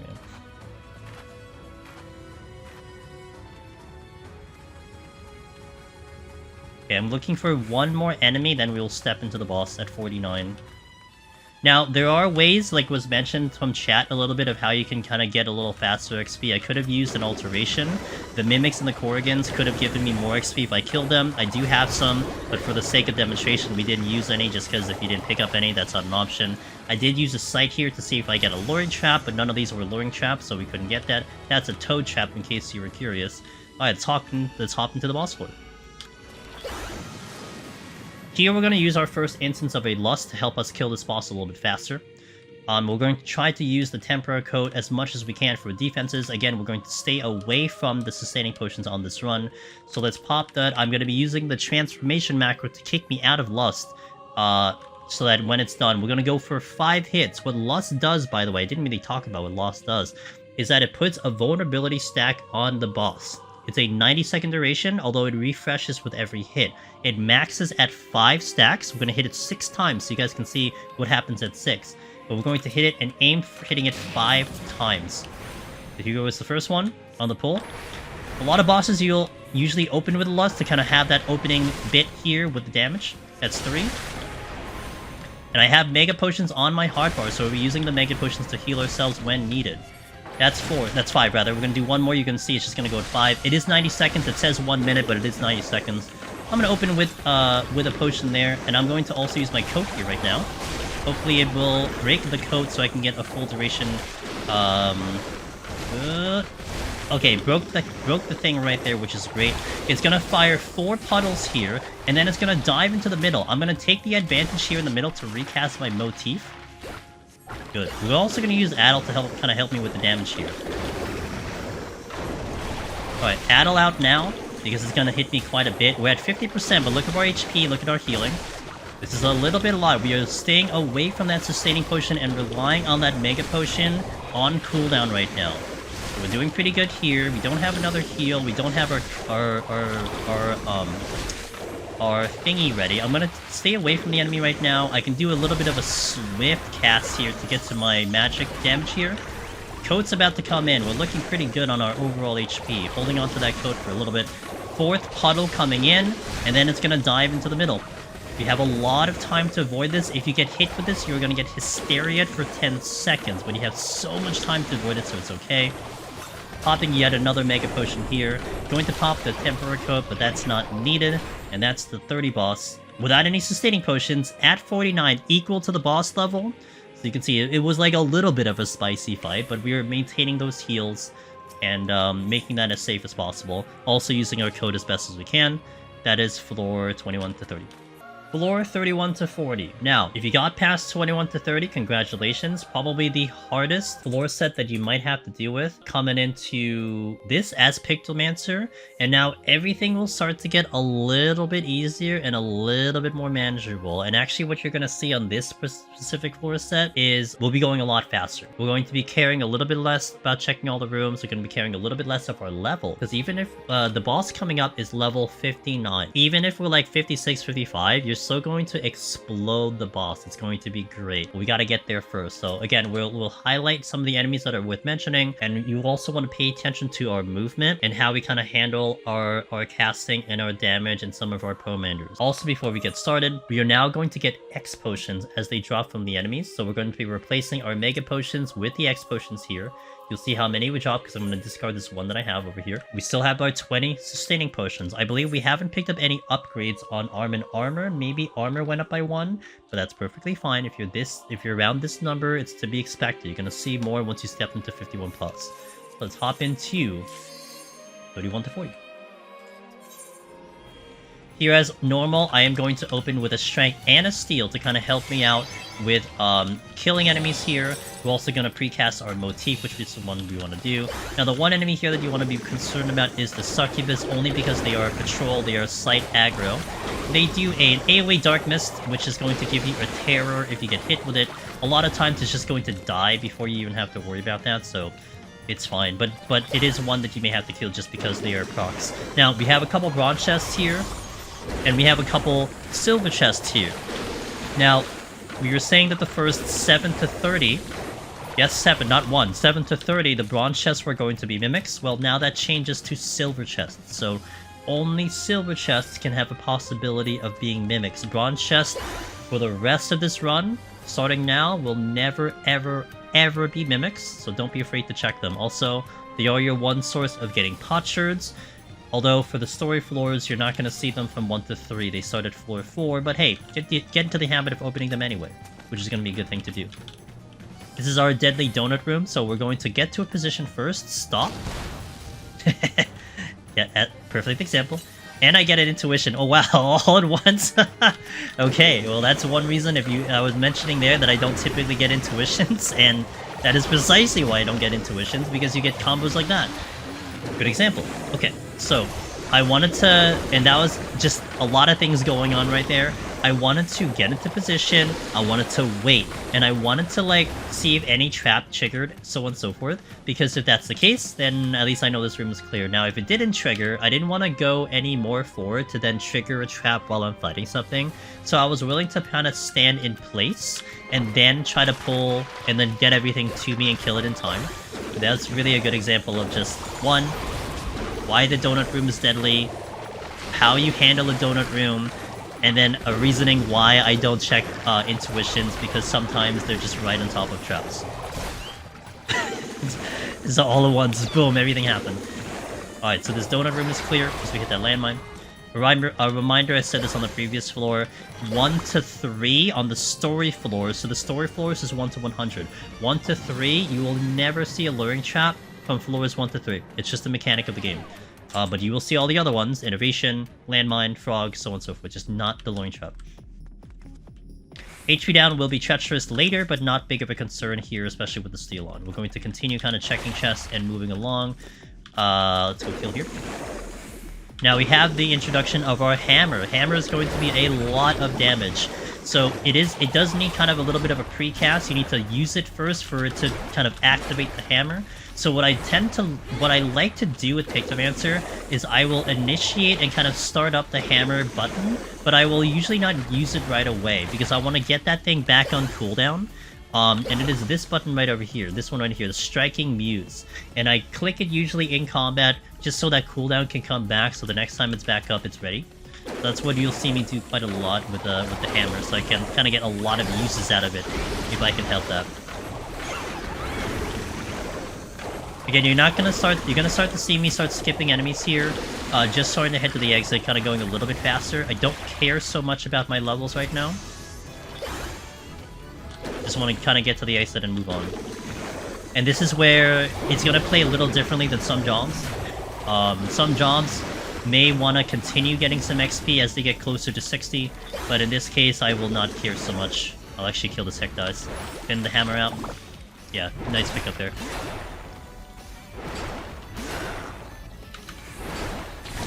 Okay, let's go.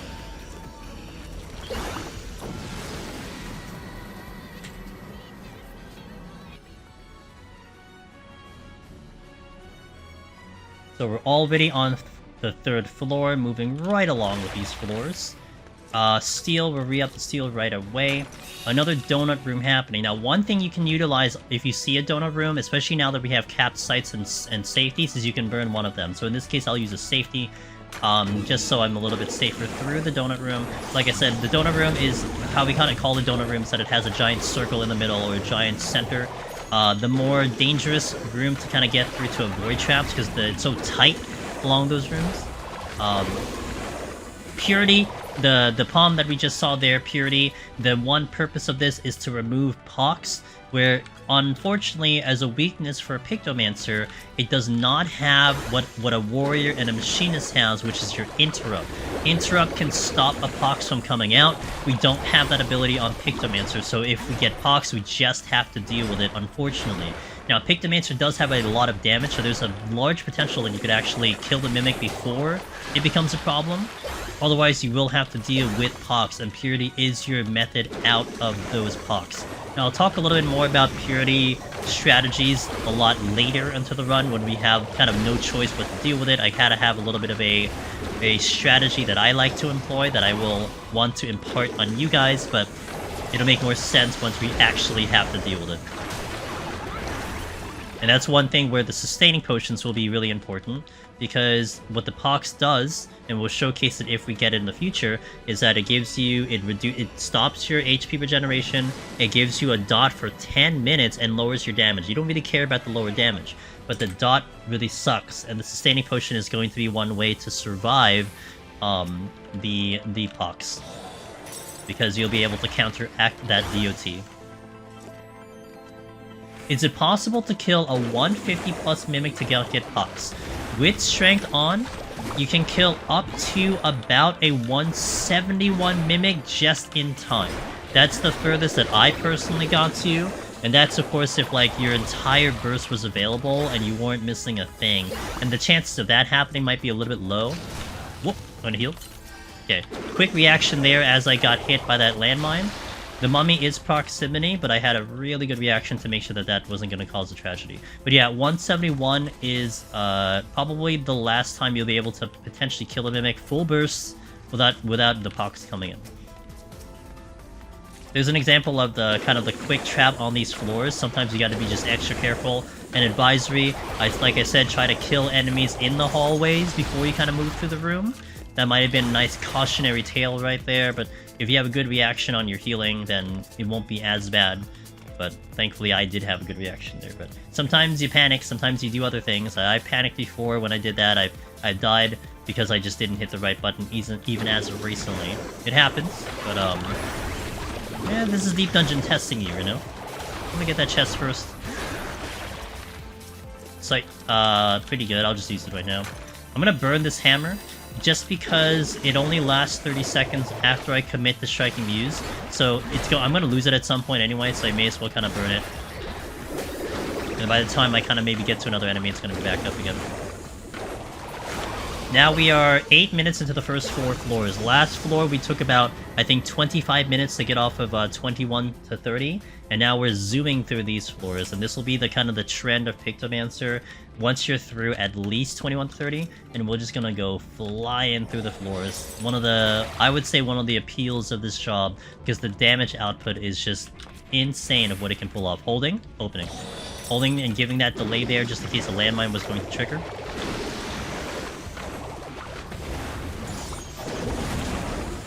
Big AoE from the Ogre, that is a slight aggro. Gonna pop the hammer here, but I'm gonna wait for the next pull. Popping the eye, that is a slight aggro as well. Gonna do a regular GCD here so I can use the hammer on something with more HP. Boom. Do not recast my motifs, it's something I'm telling you guys and I'm not doing it, but it's a habit that you have to kind of form.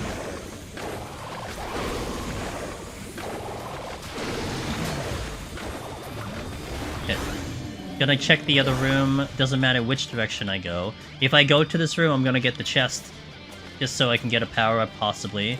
Gonna get the chest first and then move my way out. It is an affluence, which I'll probably use because it's at 3 now. I did not really talk about a gloom floor. We kind of passed on the gloom floor earlier, so let me take the opportunity to talk about a gloom floor right now. What a gloom floor does, description of the gloom floor. Enemy movement speed increase. Enemies also do more damage and while taking less. So if you look at an enemy here, it has the damage up, the defense up, and the sprint icon, although it's not moving at sprint speed, but it is faster than normal. So this type of floor can be a little treacherous on the higher floors because things are just going to be just more difficult, you know? So one thing to note about the gloom, and you can also very much tell if a floor is the gloom because it has this whole like red hazy environment surrounding it. So it's one of the more deadlier debuffs to worry about as we go through the run, although it's one of the ones where we may choose to fight through sometimes or may not choose to fight through. No knockback is something that will affect a Pomander of Rage. It also does affect anything that does pull-ins or type of knockback abilities. We will demonstrate that once we get the situation, but we don't have a Rage yet. We didn't see one. So we will not really kind of go over that. I would love to demonstrate it first. Sometimes it'd be like that. Sometimes we can get a Rage as early as 21. Actually, 21 is the earliest you can get a Pomander of Rage, but sometimes you just don't see it, and that's just RNG.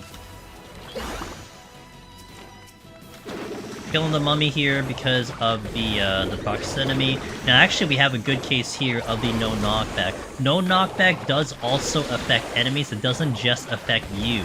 So what this monk does is that it does a move called Sucker, which pulls enemies in, followed by a wombo combo, point-blank AoE. But because of the no knockback, this is not going to work, and we're going to dodge the Sucker. It doesn't really matter.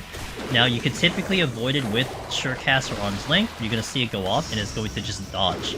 So anything with that kind of knockback ability enemies have, which in Palace of the Dead, there's not too much to worry about.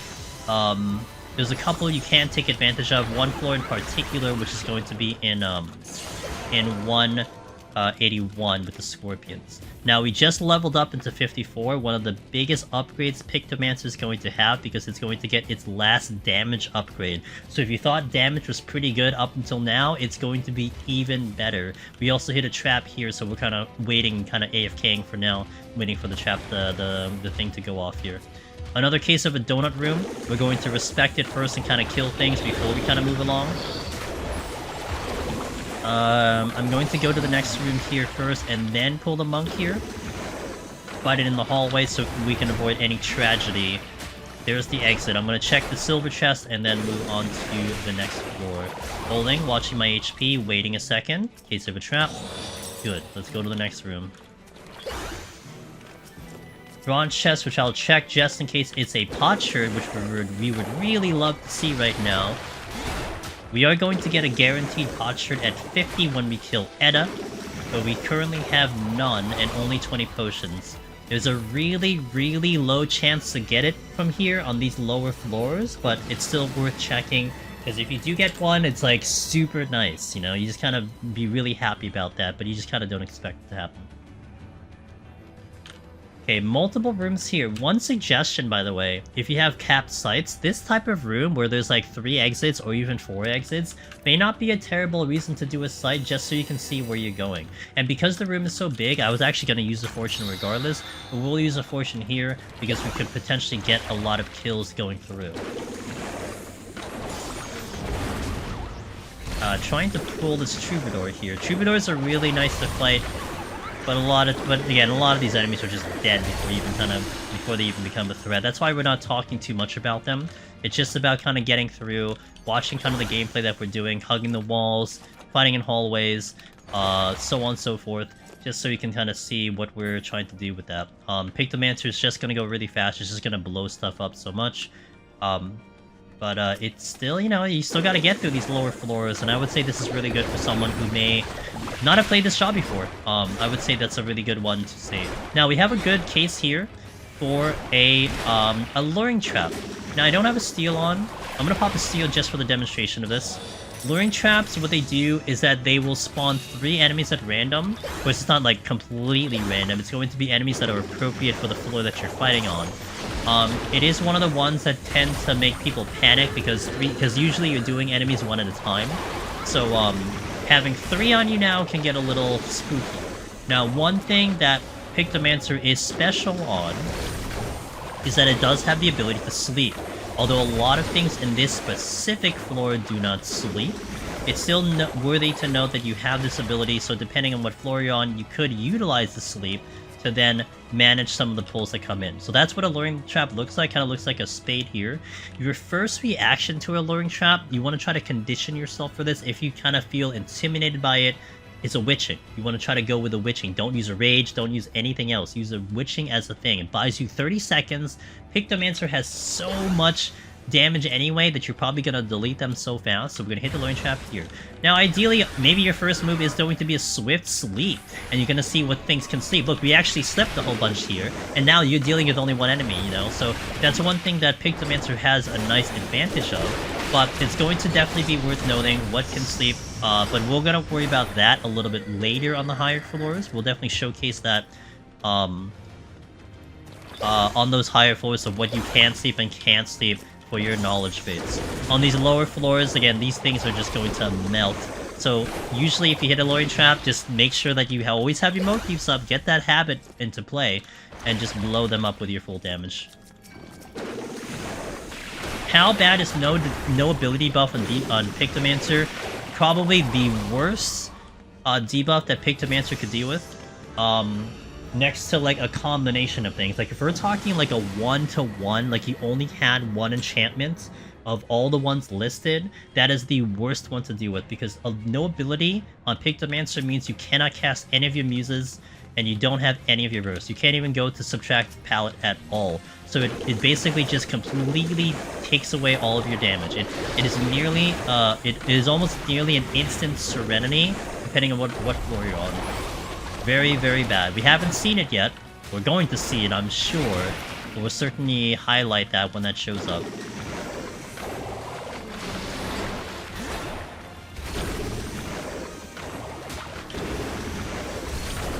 Okay, not off the floor yet. Hit another trap in that corner. That's why you want to be careful. You want to clear up the room before you kind of, you know, move through the room just in case you hit a trap. That's exactly what we did. We killed that last Troubadour, and then we moved through the room, and then we triggered that trap.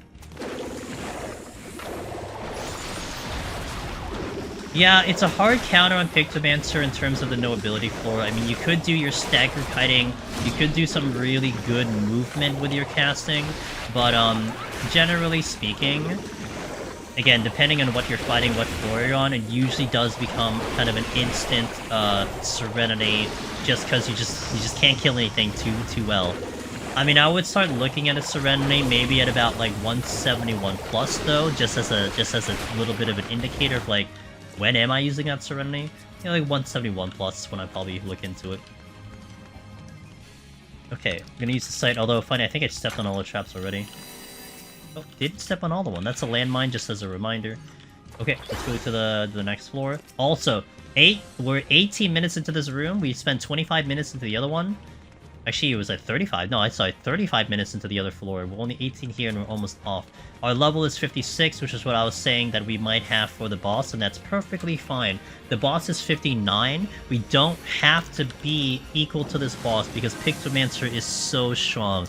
If anything, the only level that you actually want to have is 54, because 54 is when it gets its damage boost, but I would say you're going to have to try really hard to be under 54 by the boss,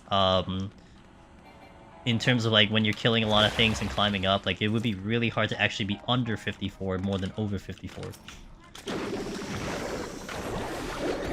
Okay, now here we're on the 9th floor. As I mentioned, on the 9th floor you can really think about doing a strength now, which will lead you into the boss. So I'm going to pop a strength now.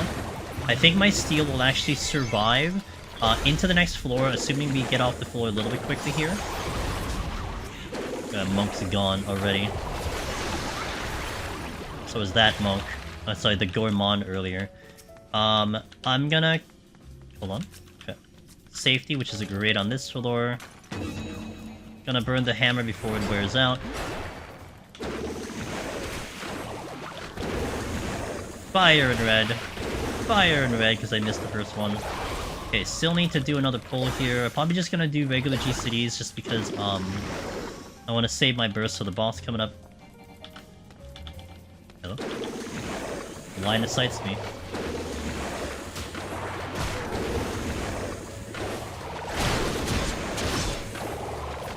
Okay. Check. Check. Strength came back sick. Okay, going into floor 40 in about 20 minutes. You're probably even going to go faster than that, because I did do a little bit of stop and go, etc. This boss is going to be the same as you're going to see 100 floors from now. What it'll do is that it'll do 4 AoEs, followed by 2 ad spawns, and then 4 more AoEs, and then go to a little bit of an enrage. If you leave the ads alive, the ads will do their own special enrage, so they have to die. If you left the bees in floor 20 alive, by the time those 3 line AoEs came out from the plant boss, they will do final sting. So you gotta think of it a little bit similar in that fashion, that these guys will have a big spell that they'll use that'll basically one-shot kill you. Now, this boss has mechanics, I swear, but we're going to murder this boss because of the Pictomancer damage. Highly recommend if you have lusts, you want to open with lust here, get your 3 lusts here, 3 lust shots here. I'm sorry, 5. Why did I say 3? 5. So you're going to do the first 2, wait for him to do an AoE, and then get your next 3 going out. If you want to play safe, you'll do 2, 2, and 1, but we should be able to get to the 3rd one here, no problem. We dump, and then let's burn this boss. We're going to focus all of the damage on the boss, not a single damage on the ads, because we're going to do so much on the boss already. 4 AoEs coming out.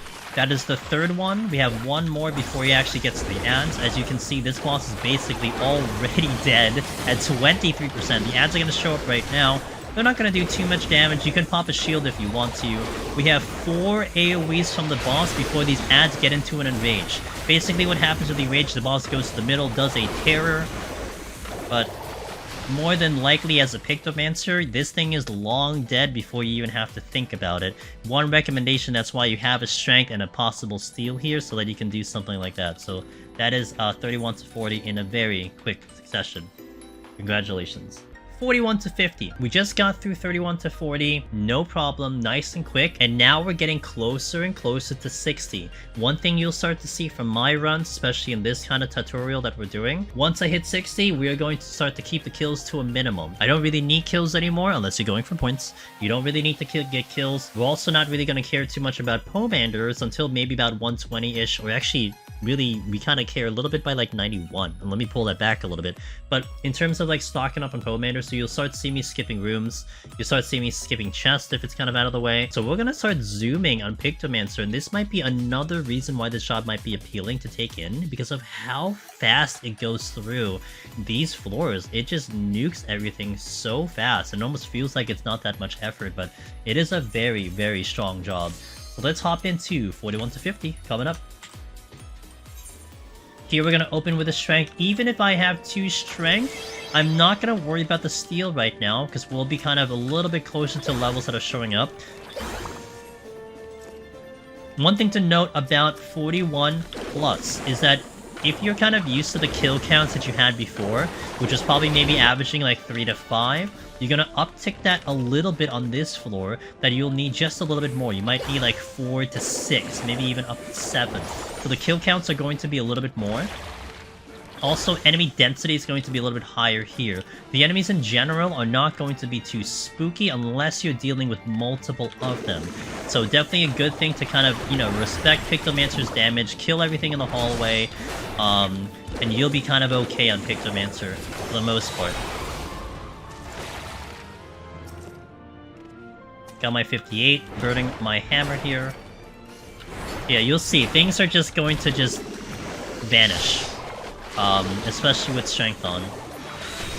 And this is where Pictomancer, again, the strength of Pictomancer, the burst is insane. And one of the things that, well, we'll talk about this right now, but one of the things that we'll definitely accentuate on the higher floors is that you want to have this kind of balance of Pictomancer where you spend your time blowing your burst on something, but then you spend the time navigating. So while you're navigating, you're waiting for your cooldowns to come off. But then when your burst is available, burn whatever is literally in front of you. It doesn't even matter what the heck's in front of you. Just kill it, move on, get that thing on cooldown, and then move on to the next enemy. So that's what we're going to do a lot on Pictomancer. We're stepping into a donut room here. I'm going to pull this one right now. Going to kind of hit that enemy as well. Now they're all almost dead here. Going to hit the gargoyle. I'm not moving from my spot because I am in the donut room. Doesn't really matter, everything's dead. We're probably going to burn this. Or I'm just gonna go to the exit. Oh, that Manticore is unsure of themselves. I actually might get the silver chest because it's right here. Holding a second. Hey, 61. Okay, that's the reason. And actually got the landmine there a little after. So that's one reason why I held. So I mentioned earlier that a landmine doesn't directly kill you, but a silver chest can kill you. So if I hit that landmine first and then went straight to the silver chest with that lower HP, I could have wiped the run because of that wombo combo. So that's why I kind of did do that little bit of hesitation on the silver chest to kind of accommodate for a potential trap like the one we stepped on disengaging from the chest as opposed to going to the chest. And I felt like my movement wasn't any different. I thought I walked back the same path that I took going towards it, but apparently not. Alright, that's trap over there. That is a toad trap. I'm gonna kill the gargoyle because I have my hammer ready here. Again, my cooldowns are up. Just burn them. They're ready, burn them. Kind of think about it like optimizing the job, you know, optimizing the damage. If it's up, if it's available, use it on something. If it's not up, then you can do your navigation. That's going to be the difference that you'll see, say, on like a machinist. Whereas on a machinist, you're gonna have a little bit more of an even pacing of your burst. Like, it doesn't matter if you wait for your burst or not, because you're gonna still feel very powerful on machinist. However, on a Pictomancer, there's going to be a large benefit into actually holding a little bit, waiting for the burst to come back in before you actually do a pull, before you actually fight something. And it's a little bit of a difference of pacing and playstyle. So there is going to start to see the separation of, like, you know, do I like it, do I not like it, is it up your alley, so on and so forth. And that's going to be up to you. I can't answer that question for you if you like this playstyle or another job's playstyle, but hopefully we're putting it on display so you guys can make that decision a lot easier. It will still be best for you to actually go in and play the job so you can see how it feels for your own self and your own hands. I mean, look, we're putting a demonstration, right? So we're just going to give it the best look I can give it. The boots here, if they ever stay alive enough, they do a paralyze, but they are never going to stay alive long enough, so who really cares? Yeah, they're gonna be more important later. You know, you'll see them more later. Wraith is probably the one that you may want to worry about here. Now, we did get a little bit of an aggro here, so my first reaction will be Bewitching. As our first reaction there, because a lot of these do not sleep because they're undead. So again, as we hit the Luring Trap, you want to already have a plan in mind about what am I doing with my, you know, if I hit a Luring Trap, what's our game plan? In this case, it was a Witching, because I can't sleep everything here. Good to note that the undead are enemies that typically you can't sleep, so that's why the reaction is there. And also, I didn't talk about it when we opened the floor, but we are actually getting max potion drops from enemies here now. So if you haven't already, if you still have the X potion on your hotbar, now you can finally put the max potion on your hotbar, which is the highest tiered potion of this content, and then you can start using those. Now, since we are on a job that is from the expansion, and free trials are not actually going to be playing Pictomancer for a very long time.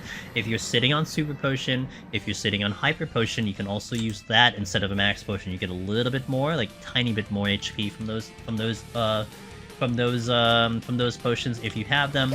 But for the sake of this tutorial, you'll see me use Max Potions just so I can showcase in case, you know, maybe you didn't do the other deep dungeon, maybe you don't have Super and Hyper, maybe you don't have money to buy them off the market board. We'll just use what the game gives us and go with that. Mimic! First instance of a Mimic. It's been a minute, huh? So, oh, it's already dead, sorry. So, the Mimic can come from the gold chest, as I described already. Pictomancer's damage is going to be, it's kind of eye-opening even to a Mimic, and that's just what it was right there. Those are the ones that give you pox if you leave them alive long enough, but the way around the pox to Pictomancer, literally, is just to kill it really, really fast. One thing that I'll say now, and we'll say maybe ad nauseum later, don't be afraid of Mimics, even on the higher floors. Even though the risk is there, you do want to check chests. It's just part of the game, it's part of the RNG. You don't want to sacrifice your power-ups just because you're like, I don't want to deal with a Mimic today, I don't want to do it. You want to do it, because the power-ups are more important. I would rather lose a run because I spawned a Mimic than losing a run because I just basically ran out of resources on the run and just, like, died slowly, you know what I mean? One thing you'll also notice, we did hit 60, but you're gonna actually not see me use my subtractive palette as much, even though it is more damage. The reason why you'll see me use it, like, kind of sparingly, is because, one, once you do the subtractive palette, you are going to be committed to the next 3 casts on subtractive palette, and it is a longer cast, which does kind of put you in more danger for taking damage and hits from enemies as they're chasing you down. So I'll kind of use it in certain situations. You'll see me definitely use it on the bosses, that's for sure. But in terms of like enemy to enemy, I'll probably just rely more on my regular G-City than kind of using my my subtracted. Here I'm gonna try to open up this room. We don't have items. I could Serenity to remove the no items, but in this case you're gonna see I'm gonna respect this donut room before I move across, so we don't hit a trap while fighting something. Now I'm perfectly fine now once this dies that I will get in and hit a trap potentially. We're gonna hug the wall. Now it's okay if I hit a trap because nothing will get to me right now. We did get the Serenity, so that actually works out really well. Boom, we use it, now we don't have to worry about anything like that. We're on 46 with 9 minutes remaining. Get 9 minutes into the content. Very, very fast. You can see even with Strength on, we are just deleting everything. We do want to check these bronze chests, just so I can potentially get a Potsherd, which we didn't get over there. Sometimes I like pairing Subtractive with a hammer to 2 shots and enemies. Oh yeah, on the lower floors, it's not a bad idea. You're just gonna see me use it. I'm in habit, like, taking respect of, like, the higher floors. Where the higher floors, you'll see me not use it too much, and that kind of carries into my strategy of why I use it, like, not as much on the lower floors too. But, you know, whatever you're gonna be used to. Again, my reason for not using it as much is more of a survival thing, but if you're used to it, then hey, go right ahead. If you're perfectly fine surviving with it, you know, that's just your prerogative. But if you're wondering why, like, I'm basically gonna sit at 100 gauge for, like, forever, it's just that's the reason.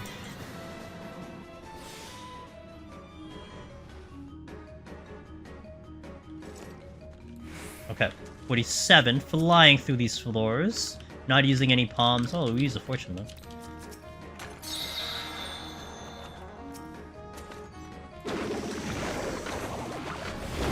My damage is currently down, so this will take a lot longer. I may hold on to my Muse until the next full here.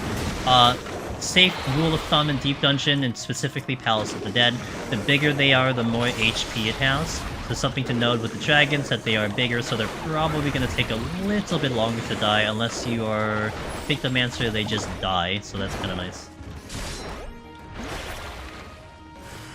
Okay, another case of a Mimic here. I should have enough damage. In this case, I'm going to use my pallet, because I want that additional damage here. But it is slower. There's the infatuation for a quick second. That's the thing. If it goes off, that is what's going to give us pox. Now, unlike Machinist and Warrior, your first instance there is to do an interrupt to stop that. However, with Pictomancer, we do not have that option, so we have to basically just eat it if it gets off. And we'll talk more about the strategies of what I implement, about how I use my purities and my logic around that, once we kind of get to that situation. But for now, we should have more than enough firepower to just murder the Mimics before they even become a problem. Here, I'm looking into this exit. This Blood Guard is looking right at the exit, so this one has to go. I may have to kill the Hellhound, but I'm gonna wait until I kill this first before I make that decision here. Actually, I may do it just in case, so it doesn't... Yeah, it actually kind of moved in my way anyway. Alright, next one. To 48.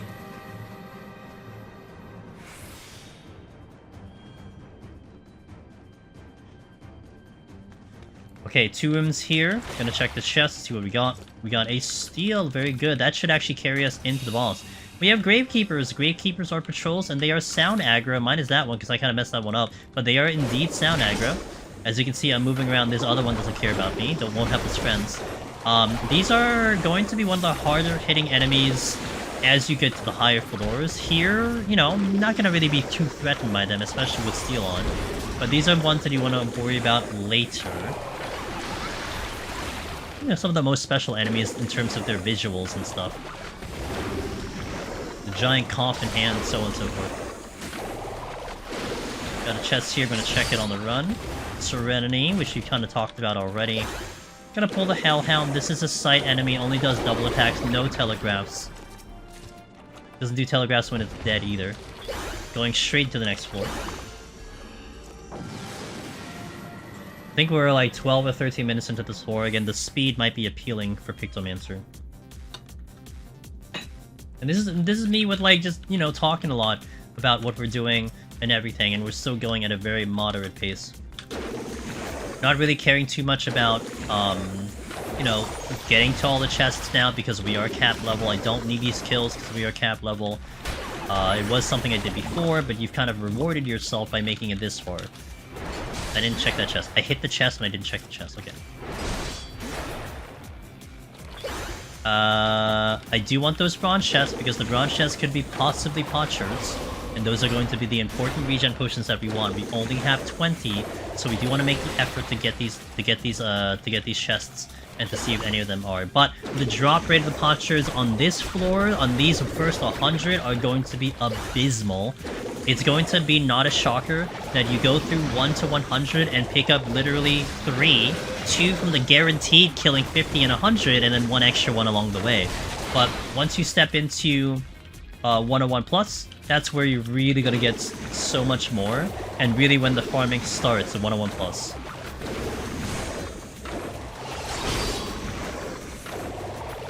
Okay, gonna pop a strength here for Edda. The next boss is Edda. If you know, wait. There's a chest there. I didn't see it. If you know your Tamtar lore, Tamtar Hardmode lore, this is Edda, kind of her final form, if you will. This is actually a fight that is better solo than with people, because of certain mechanics that she has, and we'll kind of demonstrate what happens when we fail the mechanics. We're gonna open with a Lust, which is what I like to do on bosses in general. I don't really use the Lust on floors, especially on a DPS, so we may as well use them on the bosses. We want to get 5 vulnerability stacks on Edda so that we are doing, I believe it is 50% more damage. It'll do an exchanging of a donut into a point blank if it's like doing enough damage. Black Honeymoon is its big damage that it does.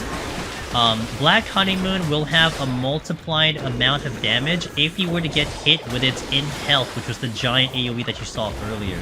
We want to get hit with it intentionally so you guys see what it can do.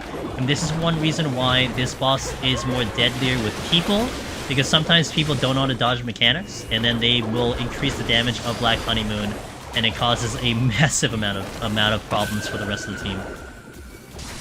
I'm gonna try to get a motive up because I kind of just was yapping. So I'm gonna get hit with this intentionally. You're gonna see on the ground a little symbol show up. So that means now she's gonna do extra damage for each symbol that's actually available when she does Black Honeymoon. If she does Black Honeymoon. So that's what that does. That's what that symbol's there for. My HP is a little sus, so I'm gonna kind of pull back a little bit. I'm gonna think about doing my shield when I get hit with the Black Honeymoon. If I get hit with it. We should be okay, though.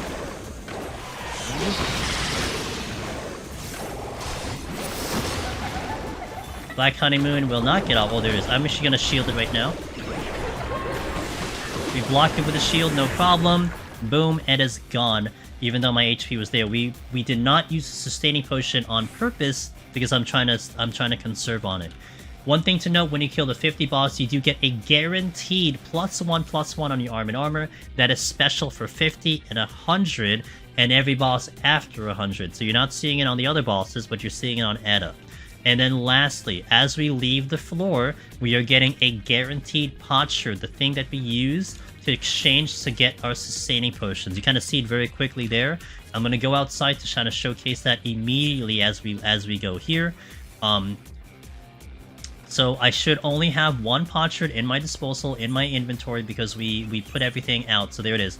Gelmorran Potsherd, quantity 1, because we got the guaranteed from floor 50. So that is 41 to 50. What's a good amount of sustaining potions to have for attempt? So Frog Salad. My recommendation, if you're starting from floor 1, it would be not a terrible idea. Two mindsets here, Frog Salad. If you can wake up and look in the mirror at yourself, eye to eye in the mirror, and you're like, today I'm getting Necromancer. Today is the day I'm getting Necromancer. And you start a new file, floor 1, I would recommend having maybe between 150 and 200. That would be a really good starting amount because, you know, you want some to have on those higher low floors. You can be a little bit conservative. That's like bare minimum. If you have more than that, you're perfectly fine. Now, on the live tutorials that I'm doing right now, Frog Salad, we did the machinist last time. I started with the same amount that I have. We had 20 sustaining potions on floor 1 with 0 Potsherds. Long story short, I ended with 171 by the time we cleared 200. Just to give you a little bit of an indicator of how that run went. And I was using them on and off. I wasn't using them a lot, but I was being a little conservative and we were making it through. Now, like I said, as a person who's like, I am going for Necromancer today,